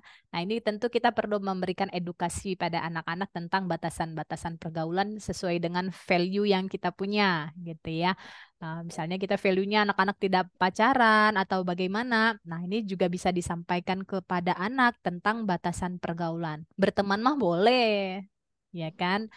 Boleh banget, tapi kita sampaikan pada anak-anak kita tentang batasan pergaulannya. Misalnya kalau berduaan atau mau nonton atau mau keluar berdua aja itu mesti ada mama ya, atau mesti rame-rame tidak berdua aja, gitu kan? Atau batasan-batasan pergaulannya misalnya chatnya seperti apa itu bisa kita kontrol, bisa kita cek ya. Sama edukasi-edukasi terkait dengan seksual juga sudah boleh ya, bunda-bunda gitu ya. Karena zaman sekarang kan masuk zaman edan ya. Jadi kita perlu sampaikan juga kepada anak-anak kita tentang pendidikan seksual sejak dini itu boleh. Bukan mendidik mereka berhubungan itu bukan, tapi tentang batasan pergaulan tadi, apa yang boleh disentuh, apa yang tidak boleh disentuh, apa akibatnya kalau berbuat seperti itu. Nah, itu disampaikan kepada anak-anak dan paling penting sampaikan bahwa diri mereka berharga. Anak-anak mesti punya self love, ya kan? Self love ataupun harga diri, value diri bahwa kamu tuh bernilai gitu ya. Jadi kalau pengen ada yang mendekat atau kamu menyukai seorang, kamu tetap harus bisa menjaga value diri kamu gitu. Apalagi kalau dia wanita gitu. Kalau dia pria dia pasti perlu untuk menjaga temannya, jangan sampai melakukan perbuatan terlarang. Kalau dia wanita ya maka dia perlu menjaga nah mahkotanya ataupun value dirinya gitu. Ya. Begitu kurang lebih Bu Lina, kita berikan edukasi kepada anak kita. Kalau perlu dia cerita gitu. Dia sukanya sama siapa ya nggak apa-apa. Kalau sebatas suka nggak apa-apa. Itu kan boleh ya. Yang perlu kita batasi ini bentuk sukanya sudah sejauh apa gitu ya. Sudah ke tindakan bilang I love you pada temennya, atau dia mulai kirim-kirim hadiah, atau dia sudah jalan bareng, atau sampai sejauh apa, ini yang perlu kita kontrol kan begitu ya. Kalau sudah berlebih, nah itu yang perlu kita jangan nunggu berlebih sih. Ya, sudah diedukasi sejak dini kalau sudah ada tanda-tanda ke arah sana. Kalau kemudian dia ada permasalahan dengan lawan jenis, nggak apa-apa juga untuk kita dengerin, kita bantu dia untuk rilis karena memang masanya seperti itu. Nah, sehingga anak-anak tetap mau terbuka karena dia terjaga ya, tidak langsung dihakimi bahwa kamu salah pergaulan nih, kamu nggak boleh nih. Jadi tetap memberikan ruang untuk anak-anak melewati fase demi fase kehidupannya. Tentu tetap dalam kontrol orang tua. Begitu ya Bu Lina. Ada lagi? Terima kasih kepada Bu Lina dan Bu Sukma. Sepertinya di kolom chat sudah mulai banyak nih Bu pertanyaan. Boleh izin saya Ya, bacakan lagi ya Bu boleh, Sukma boleh. ya. Ini selanjutnya yaitu ada pertanyaan dari Ibu Ismi. Bu Sukma, Mm-mm. bagaimana cara menghadapi anak yang apabila tantrum mengucapkan kata-kata kasar? Usianya saat ini 3 tahun, Bu. Monggo, Bu, langsung, Bu. Ya, terima kasih Bu Ismi. Jadi anak usia 3 tahun tantrum dan berkata-kata kasar. Nah, kata-kata kasar anak-anak kita ini kan ada sumbernya nih. Nggak ujuk-ujuk dia tahu kata-kata kasar kan. Bisa jadi mungkin dari temannya, atau dari media sosial, atau dari televisi, atau dari mana. Kita bisa gali itu. Kamu dapat kosakata baru ini dari mana? Kemudian yang perlu kita pahami, Bu Ismi dan teman-teman, bahwa ketika anak mengucapkan kata-kata kasar, belum tentu dia paham apa yang dia ucapkan. Bisa jadi dia hanya meniru apa yang diucapkan teman-temannya tanpa memahami konteks ataupun pengertian dari ucapannya tersebut. Nah, sehingga kita bisa gali, kita bisa tanya, itu tadi artinya apa? Adik tahu nggak itu artinya apa? Kau tahu, tadi teman saya ngucapin itu. Artinya ini loh, nggak baik. Menurut kamu baik nggak kalau artinya ini diucapin ke bunda, diucapin ke adik, diucapin ke teman? Baik nggak? Ih, nggak baik ya. Gitu. Nah, jadi dari lewat pertanyaan, anak-anak tuh kesadarannya kebangun sendiri. Tanpa kita harus bilang, itu kata-kata yang kasar, itu begini-begini ya. Jadi metode bertanya bisa eh, ibu-ibu pakai untuk ke anak-anak yang usianya 3 tahun maupun ke usia lainnya juga bisa gitu. Jadi tidak langsung kita masuk menyalahkan atau langsung marah nih, kamu nih anak saya nih gimana nih sudah berkata kasar. Enggak gitu juga, biasa aja.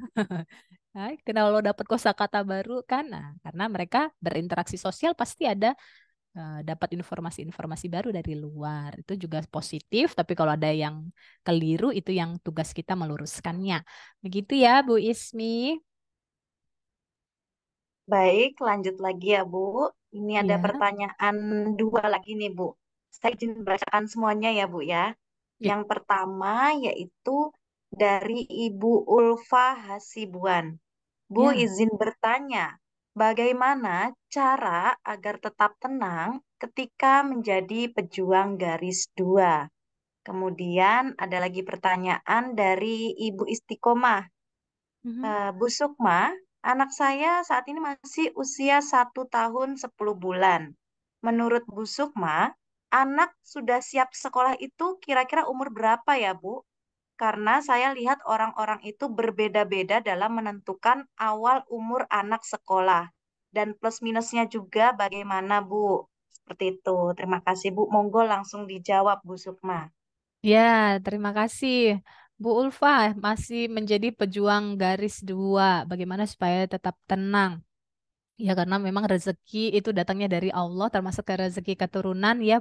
Kita sudah berusaha, eh, tapi tetap kembali yang mengizinkan atau memberikan rezeki adalah Allah. Ya, kemudian kalau beberapa kasus yang saya temui di ruang konseling ya untuk pejuang garis dua, sebenarnya problemnya eh, Tidak hanya secara fisik, tapi juga secara psikis. Coba dikenali ya, secara psikis itu sebenarnya dari dalam dirinya kagak mau punya anak nih, belum siap. Nah, itu yang kadang-kadang belum disadari gitu ya. Jadi dalam dirinya ada blocking. Nah, jadi ketika di ruang konseling tuh ketemu tuh, oh ternyata saya belum siap untuk punya anak. Saya punya trauma dalam pengasuhan. Saya nggak mau nanti punya anak, saya mengulang kesalahan orang tua saya dulu ke saya. Jadi ngeblok di dalamnya. Nah, boleh tetap berupaya secara fisik ke dokter ataupun program promil juga boleh, tetap aja. Tapi perlu juga ada penanganan secara psikis yang mungkin itu tidak disadari selama ini, baik pada istri maupun pada suami. Nah, gitu. Jadi minimal salah satu membaik secara psikisnya sudah lepas dari ganjalan-ganjalan itu, mudah-mudahan Allah berikan keajaiban. Ya, jadi tetap tenang Bu Ulfa dan tetap berikhtiar lahir batin secara fisik ke dokter, secara psikis bisa ke psikolog ataupun konsultan yang bisa terkait tentang itu. Ya, dan izinkan Bu Ulfa bisa menikmati momen yang ada saat ini. Ya kan? Karena kalau sudah dikaruniai anak, tantangannya juga luar biasa. Ya, tadi Bu Ulfa lihat ya pertanyaan-pertanyaan seputar anak juga luar biasa. Maka sebelum dikaruniai anak, nikmati. Ya, nikmati dengan banyak berkreasi atau menjadi diri yang terbaik atau melakukan hobi-hobi yang kiranya nanti bisa bermanfaat ketika Bu Ulfa sudah dikaruniai anak. Boleh juga dibekali dari sekarang ilmu-ilmu parentingnya, boleh banget. Begitu ya, Bu Ulfa ya, tetap sabar dan insya Allah diberikan nanti yang terbaik pada waktunya. Kemudian pertanyaan yang kedua tentang anak yang usia 1 tahun. Nah, kapan masa paling baik untuk sekolah? Ya, ini tergantung kembali lagi ke visi misi ataupun value keluarga. Ya, setiap keluarga punya value-nya atau kebijakannya masing-masing. Tidak harus sama antara keluarga kita dengan keluarga yang lain. Kita yang paling tahu kondisi dalam rumah tangga kita. Misalnya kita ibu bekerja, ya kan, dan kita pengen anak kita tetap terstimulasi dengan baik, ya kan? Boleh masukin ke daycare, Bu. Ya, mungkin kalau dititipin ke eyang atau dititipin ke baby sister atau asisten di rumah, mereka kurang stimulasinya nih, misalnya. Ya, karena mereka sudah punya pekerjaan sendiri, misalnya katakanlah asisten rumah tangga. Dia harus nyuci, dia harus masak, dia harus bla bla bla. Nah, gitu kan mungkin jadi kurang stimulasi. Nanti kalau kurang stimulasi takutnya anaknya speech delay mungkin ya sekarang sering ditemui karena jarang diajak ngobrol atau kurang dapat stimulasi. Nah, jadi kebijakannya karena kondisi demikian, ibu bekerja tidak bisa mendampingi full, maka kebijakan kami adalah menitipkan anak di daycare. Nah, itu pun boleh. Gitu ya. Jadi, waduh anak saya sudah disekolahin sejak dini berarti nggak apa-apa. Nah, gitu. Kalau idealnya kan di usia TK ya, usia TK, katakanlah usia pada umumnya saat ini tuh usia 6 tahun masuk SD. TK tuh 2 tahun, berarti 4 tahun anak masuk TK. Kalau di bawahnya itu berarti playgroup, nah atau tadi daycare. Nah, jadi apapun pilihan kita pasti ada pertimbangan di dalamnya, nggak apa-apa, ya nikmati aja semua, insya Allah sudah yang terbaik pada masanya. Begitu Bu Istiqomah, Bu Ulfa, Bu Popi. Baik, terima kasih kepada Ibu Sukma, Ibu Ulfa, dan Ibu Istiqomah yang telah bertanya. Selanjutnya, mohon izin karena tadi kita belum foto bersama ya. Boleh mungkin kita Ya, foto bersama terlebih dahulu untuk mengabadikan momen kita pada siang hari ini ya, Bapak dan Ibu. Saya akan hitung ya, berikan senyuman terbaiknya. Mohon izin, mohon bantuannya untuk screenshot Bu Yuti atau Bu Natalina. Oke, mulai ya. Untuk Boleh ya. halaman pertama ini kan ada 2 screen ya. Ya. Eh, 3, ntar dulu, aku ngeluarin ininya dulu. Sebentar, sebentar.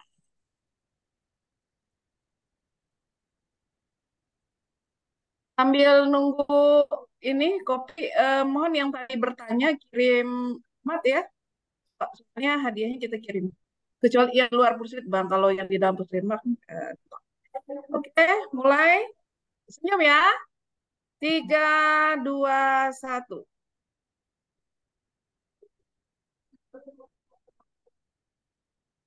Untuk halaman kedua. 3, 2, 1. Terima kasih. Terima Udah, Po. kasih Ibu Natalina. Baik, saya ucapkan sekali lagi terima kasih banyak kepada Ibu Sukmadiarti. Terima kasih Bu atas